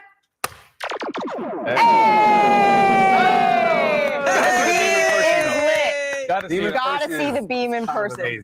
Why was it the same reaction as when a kid blows out their birthday candles? We have to address the 5,000-pound elephant in the room. That was obviously not the cut that I called for. There was a little mix-up within the titling of the cut. So that was them lighting the beam. That was them obviously lighting the beam. And here is the rapid fire that they had. Can we do a little bit of rapid questions here? Yeah. All right, let's get it. Who's funnier? Between us two? Yeah. Oh. I'm not in this. Me. Probably fun. Okay. Who has the better sense of style? Oof. We're different. I think I would say Domas. Oh. I think I have different styles. I do wear sweats a lot, so I'll say Domas. I when I'm not on camera, sweats all the time. Who wins in a game of horse? I go with me. Yeah. I'm more of a All right. traditional shot picking. We're shooting a lot of I shoot a lot of trick shots. See, there you go. Whose alma mater? We're talking about the Zags. We're talking about Kentucky. It doesn't matter. Whatever the question is. It doesn't matter what the question. I was going to say who's going to go farther, who has a better shot in the tournament this year. This year. Gonzaga. Every year. Gonzaga. Who's the better passer? He is. Ooh, I like that. Yeah, definitely. Who's the better singer? Oh, probably Fox. I don't know. Give me a bar. Come on. What we got? Oh, I give you nothing. My wife would probably say I can sing. So. Okay. Where are we singing? In the car? In the shower? What's the? Both. Humble. My wife would probably say I'm a great singer. I wouldn't say that. I wouldn't say that. Somebody who knows me very well would say that. My wife would say I'm an incredible singer, but I'm not going to say that. She just told me that the other night, as a matter of fact. All right, so Domas, Fox, on ESPN yesterday, NBA Today. Does something like that mean anything? Does it matter, Ramie? I mean, it's cool and all, and obviously no Sacramento Kings were doing shows like this in previous years because they weren't really on anybody's radar, and if they were, it was for the wrong reasons. They were getting clowned. But I mean, it's a step in the right direction in terms of the perception of the Sacramento Kings. I still go back to what we talked about in the first hour, and even Jalen Rose, who was on the set with Domas and Fox, I've heard his doubts and criticisms about what the Kings are building here. Yes, it's a step in the right direction in the perception of the Kings, but still a long way to go. And I don't know if seeing them on there really changes people's minds or perceptions of this franchise just because they were on NBA Today. You got to crawl before you walk. Baby. True. You got to take those baby steps. And I do think something like this matters. I think it matters for the perception of this team. I think it matters because it states to the rest of the country. It's not about here in Sacramento, even though I'm sure it makes a lot of people feel good that the Kings are finally getting some love from ESPN after just years of bashing. But I look at this bigger picture. Like, the rest of the country now has to appreciate and recognize that the Kings are a story, and they're a great story. I said it last week. The Kings are the best story in the NBA right now. The team that has had a playoff drought for 16 years is 6 games above 500. They're a top 4 seed. They have a chance to slide into the 3 seed tonight if they can win this game and the Pelicans lose. This is a story. Domas and Fox are a story. So I think that matters. I also think it's whenever you can get an infomercial for your brand and your franchise, it's a great thing. And this was an infomercial for the Kings. Hey, we're doing things right. We're happy. We're having fun.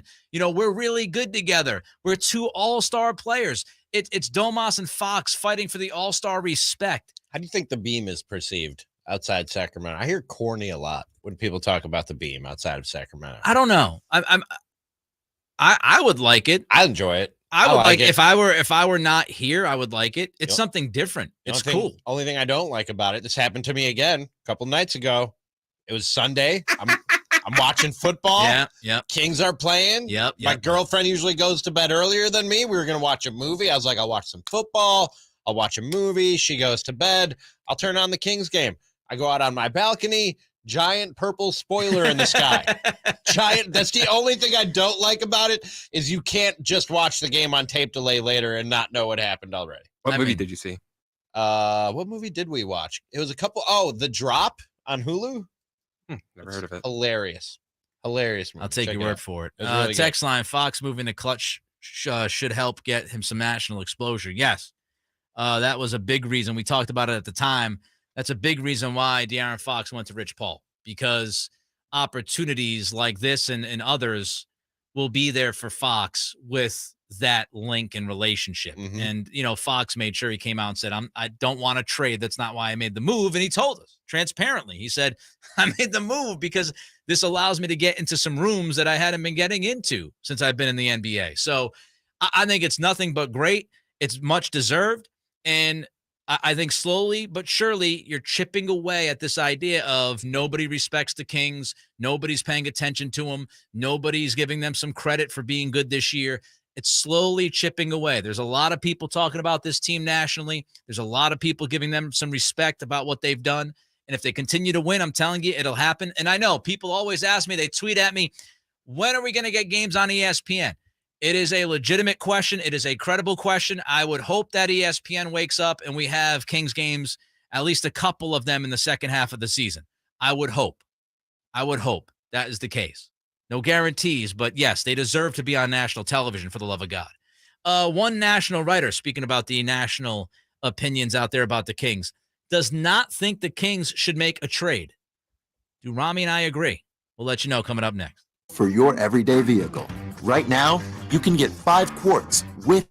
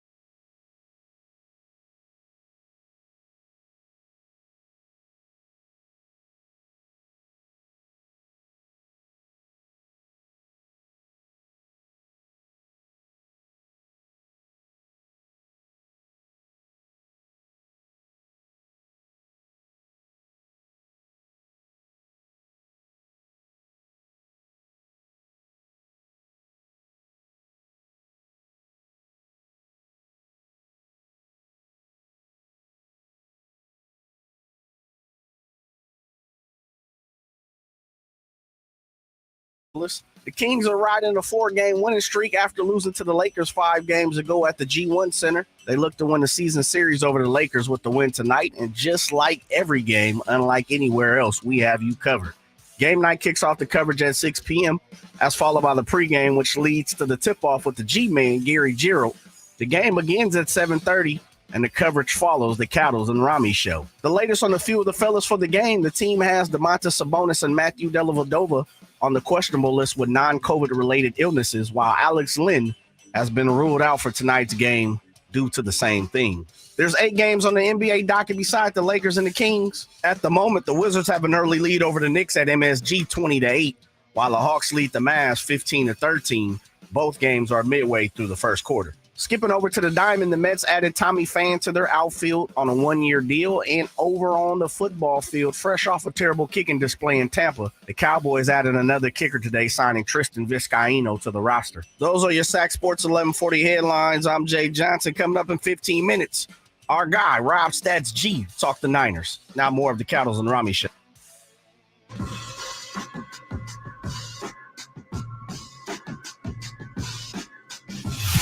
Live and local in the afternoon. They always keep you on edge. Cattles and Ramie on Sactown Sports. Third and final hour of the show. Thanks for joining us. Let's stick with the Kings, Ramie. You know, we're less than 1 month away from the trading deadline. 1 month away. Really? Yeah, it's Thursday, February 9th. Right here, huh? Will be the trade deadline day. And I thought this was interesting. So Zach Harper, we talked a little bit about Zach's tier article yesterday, right? When he breaks these teams down into, you know, playoff, firmly in the play-in, and stuff like that. And as part of Zach's write-up regarding the Kings, he asked, should they make a move? And his response was surprisingly no. This Kings squad has struggled a lot defensively, and normally I'd suggest going and getting someone. But the chemistry is brilliant right now. The offense is historic. Let this squad, I don't like the word squad, and to use it twice in like 3 sentences really bothers me. Why? I just don't like it. Okay. I don't know why. All right. Never have. Okay. Let this team ride out the season. So, Ramie, your thoughts. Zach Harper says, don't touch anything. Don't make any moves. Keep this team as is and just ride the wave. I get what he's saying.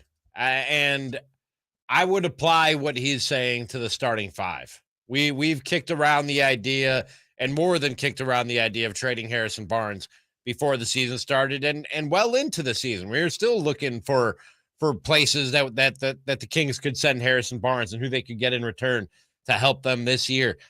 After what he's done, and what he means to the chemistry that Zach Harper talks about, I can't move him, and I can't move anybody from the starting 5. After that, I'm probably not moving Malik Monk. He's your 6th man. He's the first guy off the bench. After Monk, everybody's on the table. Everybody's on the table. Here's the one question you have to answer. Does this trade make the team better? That's it. That's your number one priority. If you're Monty McNair, you have one job at the deadline. Make this team better. And if Monty thinks moving, Harrison Barnes, for example, is worth it, if he thinks moving Keegan Murray or Kevin Huerter are worth it because he thinks that will make this team better, then... I'm always listening. That's the GM's gig, right? Yes. And for people, I know people will be like, oh my God, I'm not saying they should trade anybody from the starting 5.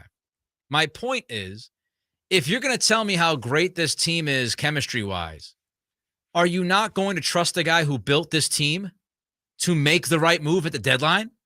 Monty is the guy who put this team together. Monty is the guy that went out and drafted Keegan and traded for Huerter and signed Malik Monk. He's the guy. He's the guy that traded Halliburton while everybody was running around like their butt was on fire. How can you get rid of Halliburton for Domantas Sabonis? Sure. A lot of those same people are like, oh my God, Domas is the greatest. Like, if you're going to give Monty his flowers for what he's built, then you should trust him as to what he's going to do at the deadline. You don't worry about shaking up the count. You trust Monty McNair that much? Of course I worry about it. But the point is making your team better. And who knows this team better than Monty? Who knows this team better than the coaching staff? I have to imagine that Coach Brown talks to Monty almost on a daily basis, especially around this time of year. I'm sure Monty talks to him about the chemistry and how the room is. I'm sure Coach Brown's like, can you get me a backup center, please? Because I'm dying over here. I'm sure those conversations happen. But your number one job, man, as a GM, at every single step, make this team better. Am I making this team better? Is this team better today than it was yesterday? When you're in this spot, if you're tanking, number one priority is how bad can I make this team? But if you're trying to win and get to the playoffs and win playoff games like we are here in Sacramento, then your job is to make the team better. And so that's what I want. Improve the team. I know it sounds cold, but I try not to get emotionally attached to really any player. Because you have to understand that, but you're trying to improve. So if Harrison Barnes, look, all of us would be like, wow, that's a major risk. And if it blows up in the face of Monty, then he'll have to face the music. But if he trades Harrison Barnes for somebody who is clearly a better player than Harrison Barnes, then at least you can understand the move as to why it was done. Like, chemistry can take you far, but it's going to only take you so far. Talent wins in the NBA especially. Sure. But I think that there are, and I don't know if Harrison Barnes is necessarily this guy. I think there are certain guys that are so vital to the personality and the fabric of a team that you take them off of it and things change. I'll give you an example in Minnesota. I think Pat Beverly was that guy for the Timberwolves last year, and they thought, hey, we're upgrading the roster. We can trade Pat Beverly. We made some other moves. We're upgrading our roster here. And it took them a while. And I still don't think they've found that dog that they had in them last year in the surprising run that they made, because Pat Beverly was kind of the personality of that team and sort of the heart of that dog and the guy who set that tone. I don't think HB is that guy. I don't know if he is. I'm just saying that chemistry is a very, very powerful thing, and shaking it up can really mess a team up. Even if it looks on paper like, yeah, you're better, it doesn't always necessarily work out that way. I have to trust the guy that has the job to understand that. Sure, and I get what you're saying. I remember when the Halliburton trade happened. Oh, my God. How can you make that move? How can you trade Halliburton? He's incredible, and he is. He's very, very, very good. But come to find out, guess what? De'Aaron Fox is better when Halliburton's not on the team. That goes in line with chemistry. How many basketballs are there, right? So what have we learned from Monty's tenure here? He gets it. He gets it. He understood. If I trade Halliburton, which is the guy I've got to trade if I want to bring back a player like Domas, because nobody's trading a player like Domas for De'Aaron Fox right now because of the contract situation. Right. So he understood. And what happened, right? Like, Domas came in and Domas fit. He fit the chemistry. The hug that we all talked about last year. Everybody listening to this show remembers the hug. The hug between Domas and Fox. Everybody talked about it. It was a fantastic picture. We had the ox and the fox and all that stuff last year. People thought like, oh, what are you doing? You're tearing apart the team. You're taking the best player, the future of this team, the future of this franchise, and you're trading him for Domantas Sabonis. And Domas has fit seamlessly into this operation, much as the other guys have. So, like, you can make a deal without destroying the fabric and the vibe of this team. You just have to make sure you bring in the right guy. Nobody knows whoever. Let's say if you trade Harrison Barnes, who do you trade him for? Does that guy give even more vibe off? Is he even better for the team? Right. I don't know. Is he able to fill in for HB and just, again, like Domas, just seamlessly walk in? Like, GMs do work on guys. They talk to coaches, they talk to GMs, they talk to players. They say, hey, look, I would imagine that they would talk to Mike Brown. And I would imagine that they would have an understanding as to whether or not that player they're going to trade for would be able to fit with Domas and Fox and the rest of the guys. I don't think it would be like, hey, we're going to trade HB for this guy and just let's hope he works out. Nobody is off limits. None of these guys are Michael Jordan, where I'm just hanging up the phone if you call me and make a trade offer. But I'm really hard pressed, and I'm heavily weighing the chemistry factor if you call me about any of the starting lineup. But let's not forget about the premise. The premise is don't make a trade, which I think is outrageous. Yeah, that's a little outrageous. Like even if you don't agree with the whole starting five and stuff and what I just laid out, right? And again, I'm not pressing to trade anybody who is critical for this team. That's not what I'm saying. I'm saying the GM likely knows a little bit more than us, but I'm also saying you can upgrade this team. You can get a backup center who's legitimate. Like if Monty goes into the deadline and we walk out of the deadline, Ramie, on that Thursday with a legit backup center and maybe a backup wing off the bench, I'm fine. I'm happy. Now, if you don't do anything and you had the opportunity to do something, I've got an issue because the Western Conference is wide open. You're 6 games above 500. You have a legitimate chance to climb into the top 3, starting with tonight. If you win and the Pelicans lose, you are the 3rd seed in the Western Conference. Light the beam and go upgrade your basketball team. Like, hey, man, with great risk sometimes comes great reward. But if you just told me we're going to add a backup center and a backup wing and we're going to run this team out there and see how good they can do, I'm not going to complain. I'm good with that. But what I won't be good with is if we get through the trade deadline and we got the same team we have right now, because you have an opportunity in a wide open conference to make some noise. Make the noise. And that's what I want to see. Light the beam and make the noise. Light the beam, make the noise. I think at a certain point, you've got to go out there. You've got to send the message and say, we got a shot at this thing. 5:12 on this Wednesday, time check. Brought to you by West Coast Men's Health Acoustic Wave Therapy. Vote Kings. We talk Brock Purdy and the 49ers with Stats Guerrera in 90 seconds. Join the Sacramento Kings on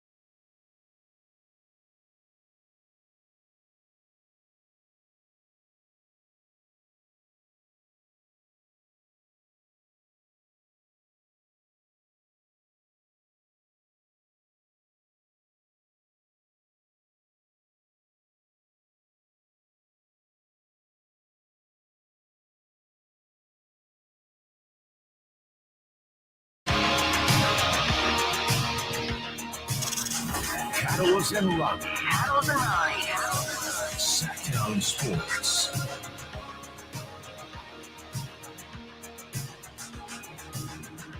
All right, right now on the Folsom Lake Honda hotline, Folsom Lake Honda, your one-stop Honda shop. We are joined by our friend Rob Stats Guerrera from Niners Nation Pod. Stats, let's start with Brock, as we always do. Your thoughts on his performance against Seattle? My thoughts on Brock continue to be what they always have been, which is he is hitting the plays that are there to be made for the most part. He's taking advantage of what Kyle Shanahan can do, and even when he doesn't play particularly well, like the first half against Seattle, he still had 2 touchdowns, and the Niners still ended up with 41 points in the game. Was what we saw from Brock in that game good enough to beat better competition? Because I think better teams, and I said this on Tuesday, our first day back after the game, I think better teams capitalize on some of his mistakes more effectively than the Seahawks did, Rob.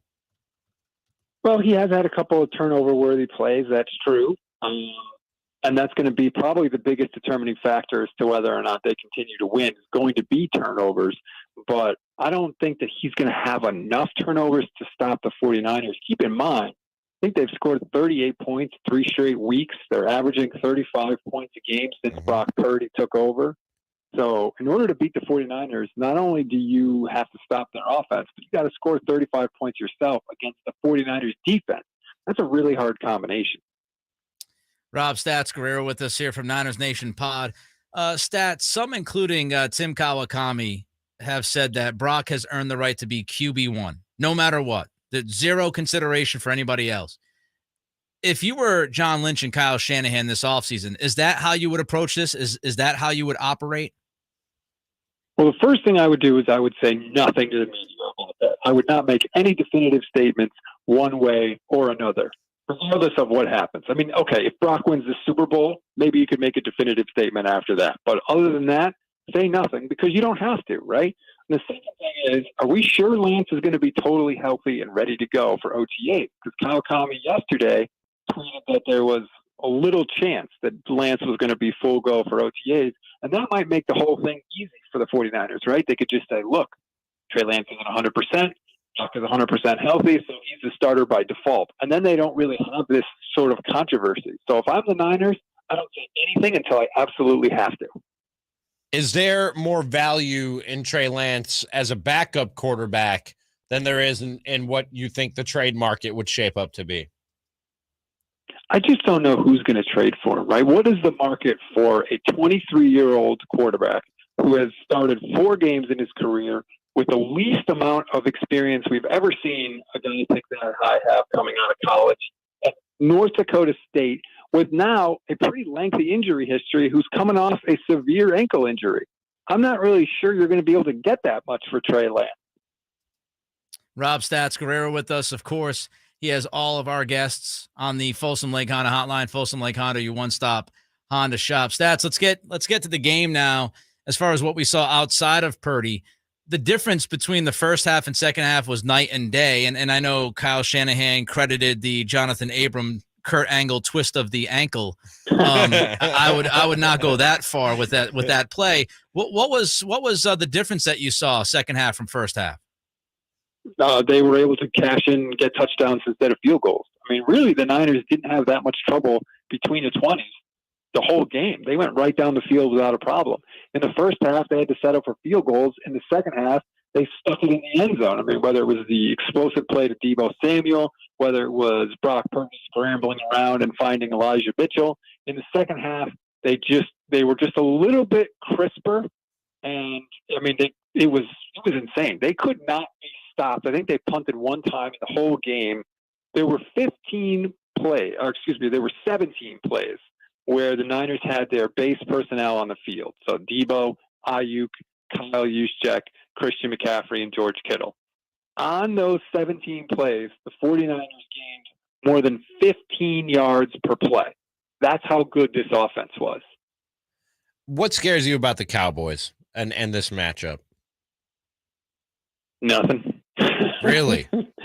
I mean, I hate to sound like one of those blowhards, but I really think the 49ers are better in almost every area except quarterback, and I think Kyle Shanahan makes up for that. I mean, just look at the playoff game last year.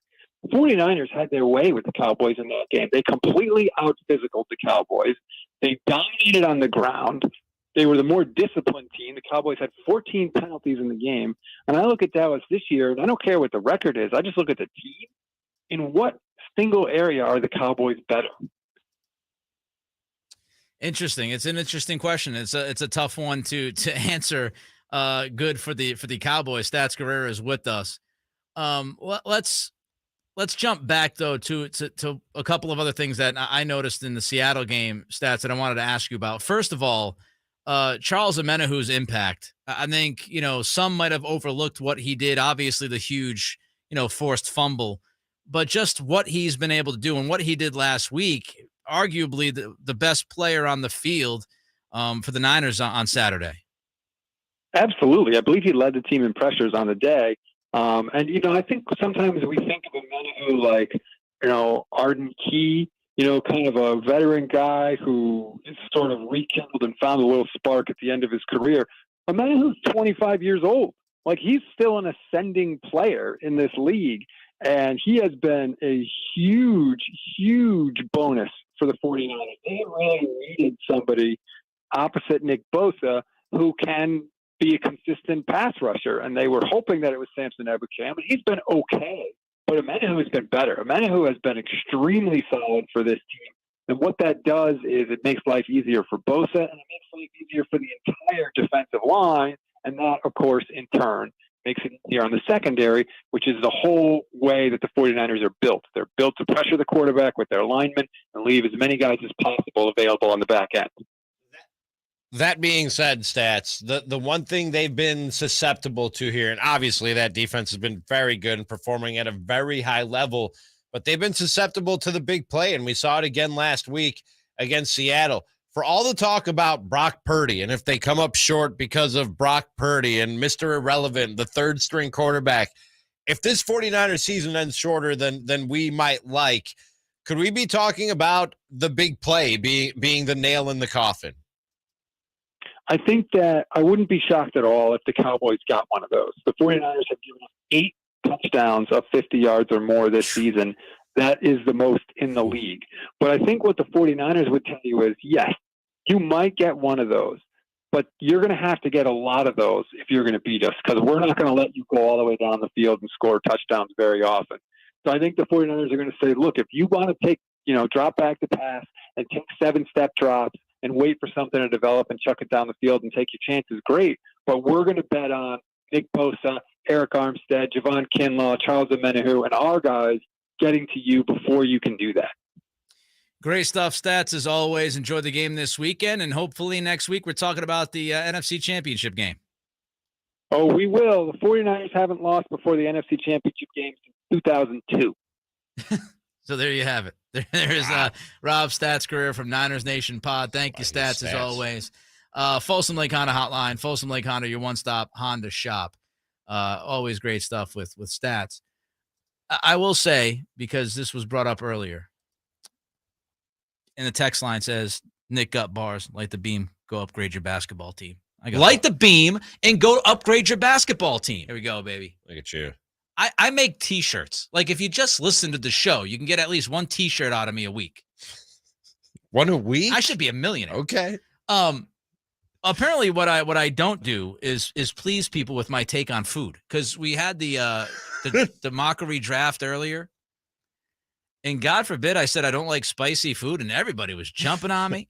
Simone texts Verlade. This is a true story. Simone texts Verlade off the air. This is a wild mockery, and she decided to, how many L's is it? 1, 2, 3, 4 L's. A lot of L's. Lots of I think L's. I shortened the L's. This is a wild mockery. She should have done the lots of I's. Wild. Yeah, Not wild. That would have made more sense. This is a wild mockery. Is it too late to turn down the gig? She wants to leave the show already. She hasn't even started. She's coming in on Monday. She said, tell him I said that.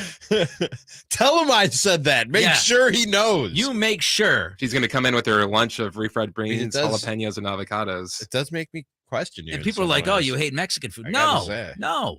I mean, And I sounds feel like like you do. No, Mexican food just happens to be a gonna lot of the foods you can't take. I'm gonna walk into this trap of like, oh, now you like I'm being stereotypical Mexican food guy, but like I don't want to do that. So there are certain things on a Mexican menu at a restaurant that I enjoy.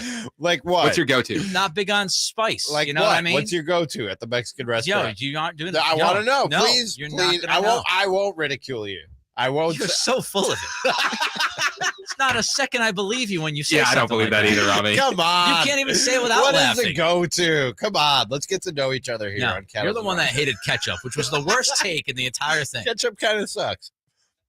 How dare you? See, I was willing to go out on that limb, though. You see, I was willing to go out on that limb and No, take all the heat. You're trying to make all the me, arrows. You're trying to make me put people in a box. I I'm just not want gonna to do it. know what's your go-to Mexican food order. That's all I'm asking. Nope, it's not going to happen. Let's take guesses. I would say Nick is a carne asada guy. Oh, carne asada. I was going chicken. I could do carne Pollo. asada. Yeah, I'm yeah. going pollo nachos. Yeah, I was thinking like chicken tacos or chicken nachos, something Yeah. like that. Burritos. Okay. I handle a burrito. All right. Again, if it's not spicy, I could probably get into it. Okay. I love guacamole, like fresh made guacamole. You said you hate avocado. Yeah, that's no, but they guacamole's got seasoning and all that stuff. I hate the straight just avocado that they put on like sandwiches. Okay, and stuff. I got like you. Avocado toast. I and love avocado Here's a toast. chicken sandwich with avocado. And Oh, I'm like, no, I love want chicken ketchup. and avocado. Eggs I and want avocado. ketchup on my sandwich, Ronnie. How you like that? It's terrible. I said ketchup. It's terrible. Your taste buds they suck. Your taste Stick down buds, your pipe and smoke. taste buds suck, dude. I'm sorry. Ketchup is awful, man. Kings Lakers talk next. The only place you'll find Keegan Murray is Sactown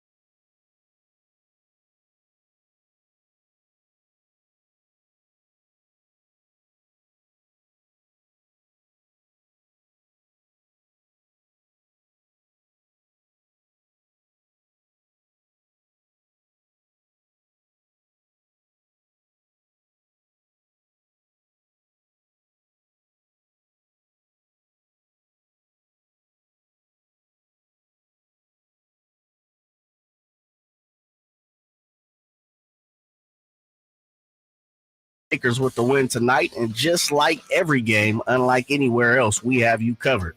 Game night kicks off the coverage at 6 p.m., as followed by the pregame, which leads to the tip-off with the G-Man, Gary Gerald.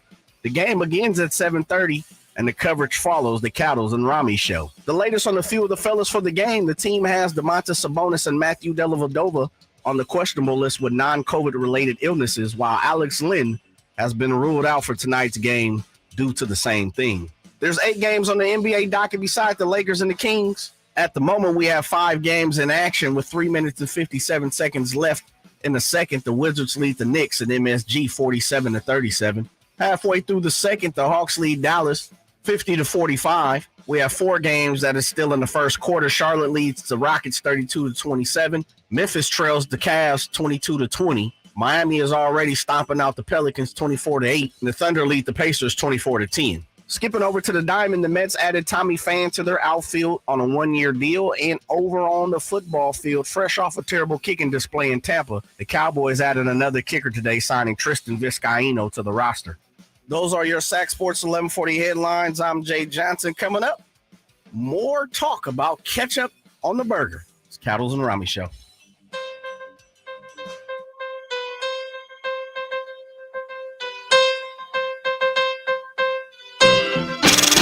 Cattles and Ramie. Cattles and Ramie. Sactown Sports. I feel like I hurt your feelings during the break. Oh, it got real. We'll get to that in a second. We will get to that in a second. But I first need to tell you it's time to check out COSI Medical Clinic, Ramie, dedicated to providing breakthrough remedies for men. We will get to the Kings in a minute, but let me just say, I have been offended multiple times today by Ramie Makloff. He walked into the studio during the break and said, I'd even put avocado on my burger before I put ketchup. For sure. Yeah. I was disgusted. And could you imagine my disgust level when Chris Verlade then popped on and said, I would agree with that. Yeah. If I had the choice. Verlade has good taste buds. Well-educated in taste what buds. world do I live in that you would put avocado on a burger instead of ketchup? A world where avocado is real food. 4th of July, you get hot dogs and hamburgers and break out the avocado. You don't put ketchup on a hot dog. Never. You should be. You're saying don't put it on a burger. No, I said. And by the way, who made you the king of all food? The only thing it should be put on is burgers. You have a very high opinion of yourself when it comes to your food. Yes, I do. The only things that ketchup should be on cook. Millions of people burgers can cook. and fries. But even in those cases, I can tell you five dipping sauces better for fries than ketchup. You were just naming random things during the break. No, I wasn't. Point. Yes, you were. I gave you barbecue sauce, ranch dressing, aioli. Cheese is not a dressing or a condiment. A cheese dip? No, that's not. No. If you get cheese fries and the little dippy cup of cheese that comes on the side. The little dippy cup. Yeah, the little dippy cup. Little dippy cup. Yeah. There's 4 right there. There's 4 right there. I cannot believe Emily dates you. I gotta have a talk with her. You know what's funny is I actually agree with 5 better dipping sauces, but no way avocado better on a burger. Not even close. You know, in Canada, some people dip their fries in vinegar. Come on, brother. You talking hockey and baseball here. Hockey versus football. You know, in France, they call it a Royale with cheese. All right, let's get back to the Kings here. Vinegar, try it. Cattles and Ramie on a Just Wednesday. On a burger. According to you. Pour a little vinegar on your burger.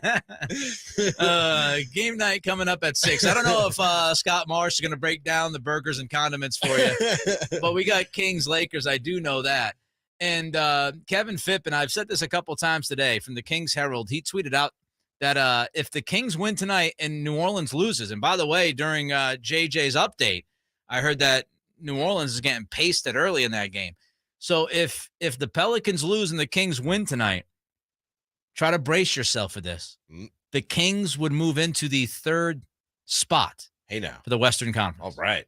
They would be the 3 seed at the end of the night. If the Kings win tonight, Pelicans lose, the Kings would be in ready to.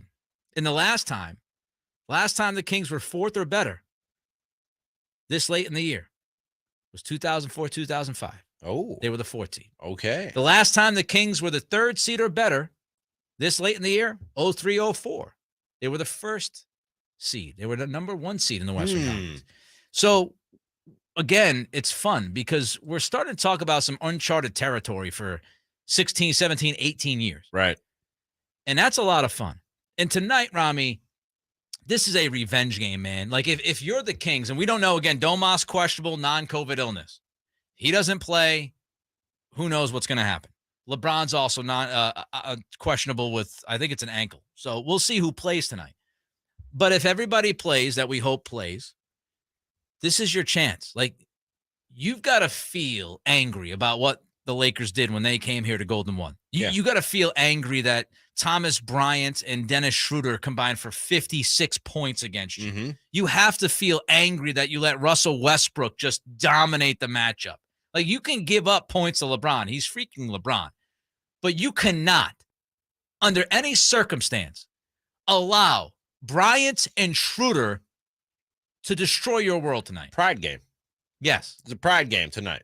You want to go out there and show that wasn't us. What you saw the last time we played against the Lakers, that wasn't us. That stuff that you just talked about, Bryant and Schroeder looking like Kobe and Shaq at points in that game, you can't have that in this game tonight. And this is a game where you put your pride right out front and you say, we can't let that happen again. We're better than that. That's not who we are. Let's show the NBA who we really are in this game tonight. And like you said, yeah, LeBron is going to go off, man. LeBron is a freak. Like, what he's doing this year at his age is ridiculous, borderline miraculous. But the supporting cast around him, you should be able to pretty much shut all that noise down and make kind of easy work of the Lakers. And remember that stat in the last game. They didn't make a 3-pointer in the second half, and they still won. I forgot about that. That's ridiculous. That's outrageous. That's because it was a layup line. Like, Westbrook and Schroeder were just tap dancing into the paint all night. LeBron was just there was no me. resistance. Why are you trying to even get in my way? Oh, yeah, that was the game. They get 72 points in the paint, right? Was that the number? Am I remembering correctly? 72 points in the paint? By the way, if you're wondering, the spread as of this morning, it was Kings -2. So the Kings are favored. The over-under is 247, which brings me to my next point. Whichever team decides to play defense will win this game. And you don't have to play 48 minutes of defense. Like, I feel like whichever team decides to play at least 5 minutes of defense tonight probably wins this game. The Lakers are terrible offensively. They gave up like $120 to Houston the other night. You should be able to score easily against the Lakers. Are you going to be able to stop them?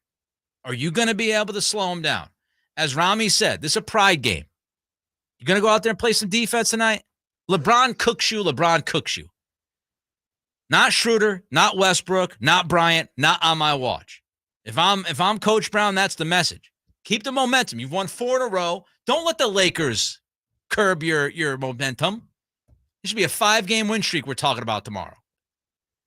See if they do it. Have you ever dipped your fries in a vanilla frosty at Wendy's? Yes. It's delicious. It's acceptable. It's delicious. I've done with chocolate frosting, not vanilla. Probably better than ketchup. Just saying.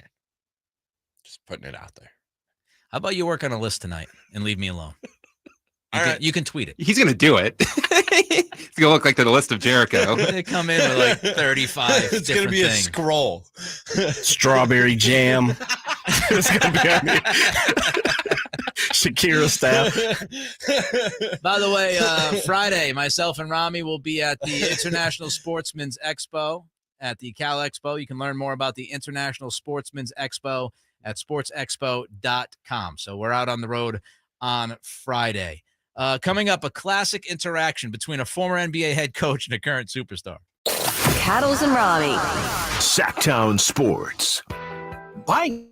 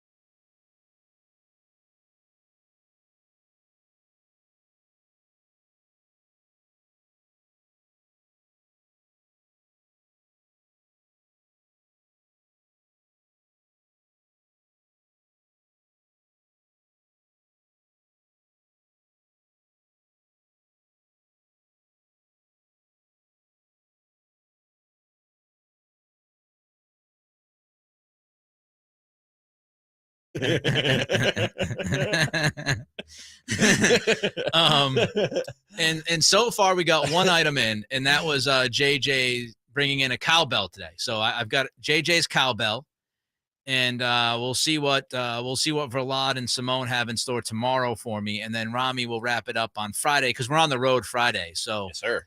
Ramie will be with me on Friday, so he'll bring in his good luck charm, and then I'll bring those good luck charms to the game on Friday night, as long as security lets me in with them. As many as you can get in. And we will hope to break the Cattle's curse, because this team has not won when I step in the building. So we want to break this. We want to break this. Domas broke his hand last time you were there. Well, thumb. Let's not get too dramatic. Okay, it's part of his hand. Yeah, it's a thumb though. Okay. Okay. All right. If you break your toe, you don't break your foot, do you? No. Could really turn into broken foot. Really? If there's a broken toe. Explain. Sure. Well, it's part of the foot. There, I explain. Unbelievable. Thanks for getting so deep on that. You guys are like brothers right now. Unbelievable. He's just so annoyed with me about the ketchup thing that everything I say from here on out is going to get under his skin. Everything is just amplified. You know what I mean?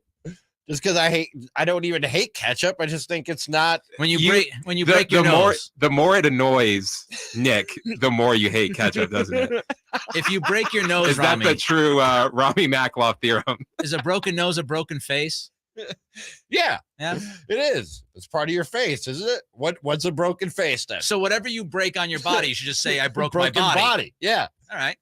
I'm with it. You know how they say like lower body injury, lower extremity injury? Yeah, same thing. Just body injury. Exactly. He's hurt. What happened? Something happened to his body. That's all I got. Back to you, Tim. Back to you, Tim. Let's go down to Jared Greenberg with the latest on Shaq's injury. On LeBron's injury. It's a body injury. His body Thanks, is Jared. injured. His body hurts. Thank you. I thought he was out with a fractured mind. Appreciate you. I thought his soul was bruised. Guys, listen. LeBron's out for the rest of this game.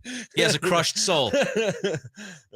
It was bruised during the second quarter when he was dunked on. He's never been able to come back from it. Hopefully it's a day-to-day thing. All right, so we're trying to break that curse, and we'll see what the items are the rest of the week. Excited for that. There's a classic Twitter back and forth today, Ramie, in the NBA. This is beautiful. So Stan Van Gundy tweeted out, 90s NBA teams had just a trainer and a strength coach. They practiced more often and harder and played more back-to-backs. Teams now have huge medical and quote-unquote performance staffs and value rest over practice, yet injuries and games missed are way up. Something's not working! ! So KD responded to that tweet from Stan Van Gundy with Stan spittin'. So this seemed to confuse Stan, because Stan's reply to KD was, no, I'm not criticizing players. I'm saying that we are getting something wrong in how we prepare and train players, as if the first tweet wasn't just, black and white. Pretty much we know what you're saying. I don't know if you could take anything else from Stan Van Gundy's first tweet than what he wants you to take from it. But we can't do anything about injuries like yours. He fell on your leg. But all of these groin, hamstring injuries, et cetera, shouldn't be happening as much as they are, which Felipe, who is now known around the world probably because everybody's talking about this, at East River Haran, then tweets at Stan Van Gundy, spitting means you're speaking facts, Stan. No need to defend yourself here. Stan's reply, had no idea. Someone get him an Urban Dictionary. So SVG not quite up with the lingo. This reminded me of once a few years back when I was working in Milwaukee and they traded Brandon Jennings, their former first-round pick. Yes. And he put out this long Twitter post thanking Milwaukee. Yeah. And but in the Twitter post, he said, Milwaukee always held me down. And my co-host, Steve Sparky Pfeiffer, who I've told you is like he's adopted the Kings as his second basketball team. Yes. Skippy. He didn't get hold me down. He didn't understand the meaning of hold me down. He meant like he thought literally. He thought Brandon Jennings meant like the city held me back. Right, It held me down from being what I could be. And he started going on this long rant, and I was like, Spark, I don't think you're. And he was like, no, let me finish. I'm going to finish this. We did not hold him down. And then afterwards, I was like, hold me down means like they had your back. Holding it down. Thanks for holding it down. He felt so stupid. He held it down. He felt so stupid at the end of that. You should know what people are saying before you start defending yourself. Or Sparky. Hold me down is not a bad thing. You know, you loved it. Oh, yeah. You make it sound like when you tell that story, like you were trying to look out for him. But in your head, you're like, this is fantastic. Because I'm going to, like LeBron, I'm going to crush his soul. Okay, tell me if I have this right, Ramie. Yeah. He was going on and on. Yes. And you kind of let him go on and on. I tried to stop him a couple of times. You tried to stop him, but like, hold on and then he kept going, and you would have let it go. You didn't wait, just go like, stop. No, I let it go. I knew we were making good radio. I tried. He makes it sound like he leapt across the table. No! I want to listen to it now. I would like to hear that. It's amazing. All right. Another story that came up over the last few days, this Cliff Kingsbury thing. So there were a number of teams that were looking at Cliff as a possible offensive coordinator after he was bleep canned by the Cardinals. And then Peter Schrager had a fantastic update on Fox over the weekend about what Kingsbury's up to. Here was Schrager on Fox. One of the guys that's being mentioned as an offensive coordinator candidate everywhere from New England to LA is recently fired Cliff Kingsbury. Well, I don't know if this is breaking news or not. Cliff Kingsbury's in Thailand right now, and he bought a one-way ticket to Thailand, and he's already been contacted by several different teams whether he wants to interview about a job, and he said, no, I'm good. He's being paid 5 years guaranteed by the Arizona Cardinals. That check hits every 2 weeks. He's going to take his time if he wants to come back to football. But for now, he has told all teams, I'm not interested in returning at the moment. Awesome. All right, so Cliff, do you want to work like 90 hours a week as an offensive coordinator and sit through an entire football season? Or would you rather take the tens of millions of dollars and just travel the world with a beautiful girlfriend of yours? I don't know. Pretty tough choice. You want to get paid for the next 5 years and buy a one-way ticket to Thailand with your IG model? Or you want to work? You want to work. I want to work. I'm a football hardo. Where's the office? This is living out bleep you money. You know what I mean? You hear bleep you money when people talk about like setting financial goals. This is living that. Yes. You know what I mean? Yes. He got the bag. He got out. This is I don't know about you, Nick. Like, I love my job. I like that we get to come here every day and talk about fun things and have fun, and I get paid for it. I have it a lot easier than a lot of people, and I appreciate those blessings. But if somebody would pay me that type of money to just go away and enjoy my life, I'm gone. Can I just look at can we look at Cliff Kingsbury for a minute? So he never won in college. Nope. He had a losing record as a head coach in college. He somehow got a job with the Cardinals because, Kyler Murray, and he once recruited Kyler Murray. There was a connection, and the Cardinals don't spend a ton of money compared to other teams for their coaches. So they bring in Kingsbury, even though he was not a winning coach at the college level. He fails miserably with the Cardinals. And now his penance is to travel around the world with tens of millions of dollars with an IG model. And 5 years down the road, if Cliff Kingsbury, 5 years down the road, if Kingsbury wants another job, guess what? He's going to get it. Somebody will give it to him. He'll end up being an offensive coordinator for somebody 3-4 years down the road. He might get a college program. He might be the head coach of a college program. Or he'll get like a TV contract to be a color commentator for somebody in the studio and make more millions. And what a life. He's a handsome man. I mean, we can't just discount that. He's a very handsome man. There ain't much Cliff Kingsbury doesn't have going for him right now. He's got deep pipes. You hear his voice? No. Oh, yeah. I'm sure I've heard him talk. Oh, yeah. It doesn't stand out, though. A little bit of a Barry White in there. Really? Yeah. Really? Yeah. Huh. Thanks to Chris. Thanks to JJ. No thank you to Ramie. We're back tomorrow. Kings Lakers tonight. All the coverage right here on Sactown Sports. Cattles Ramie, Sactown Sports. Don't do it. Reconsider. Light the beam and go upgrade your basketball team. You know we got your back like chiropractic. If that do you dirty.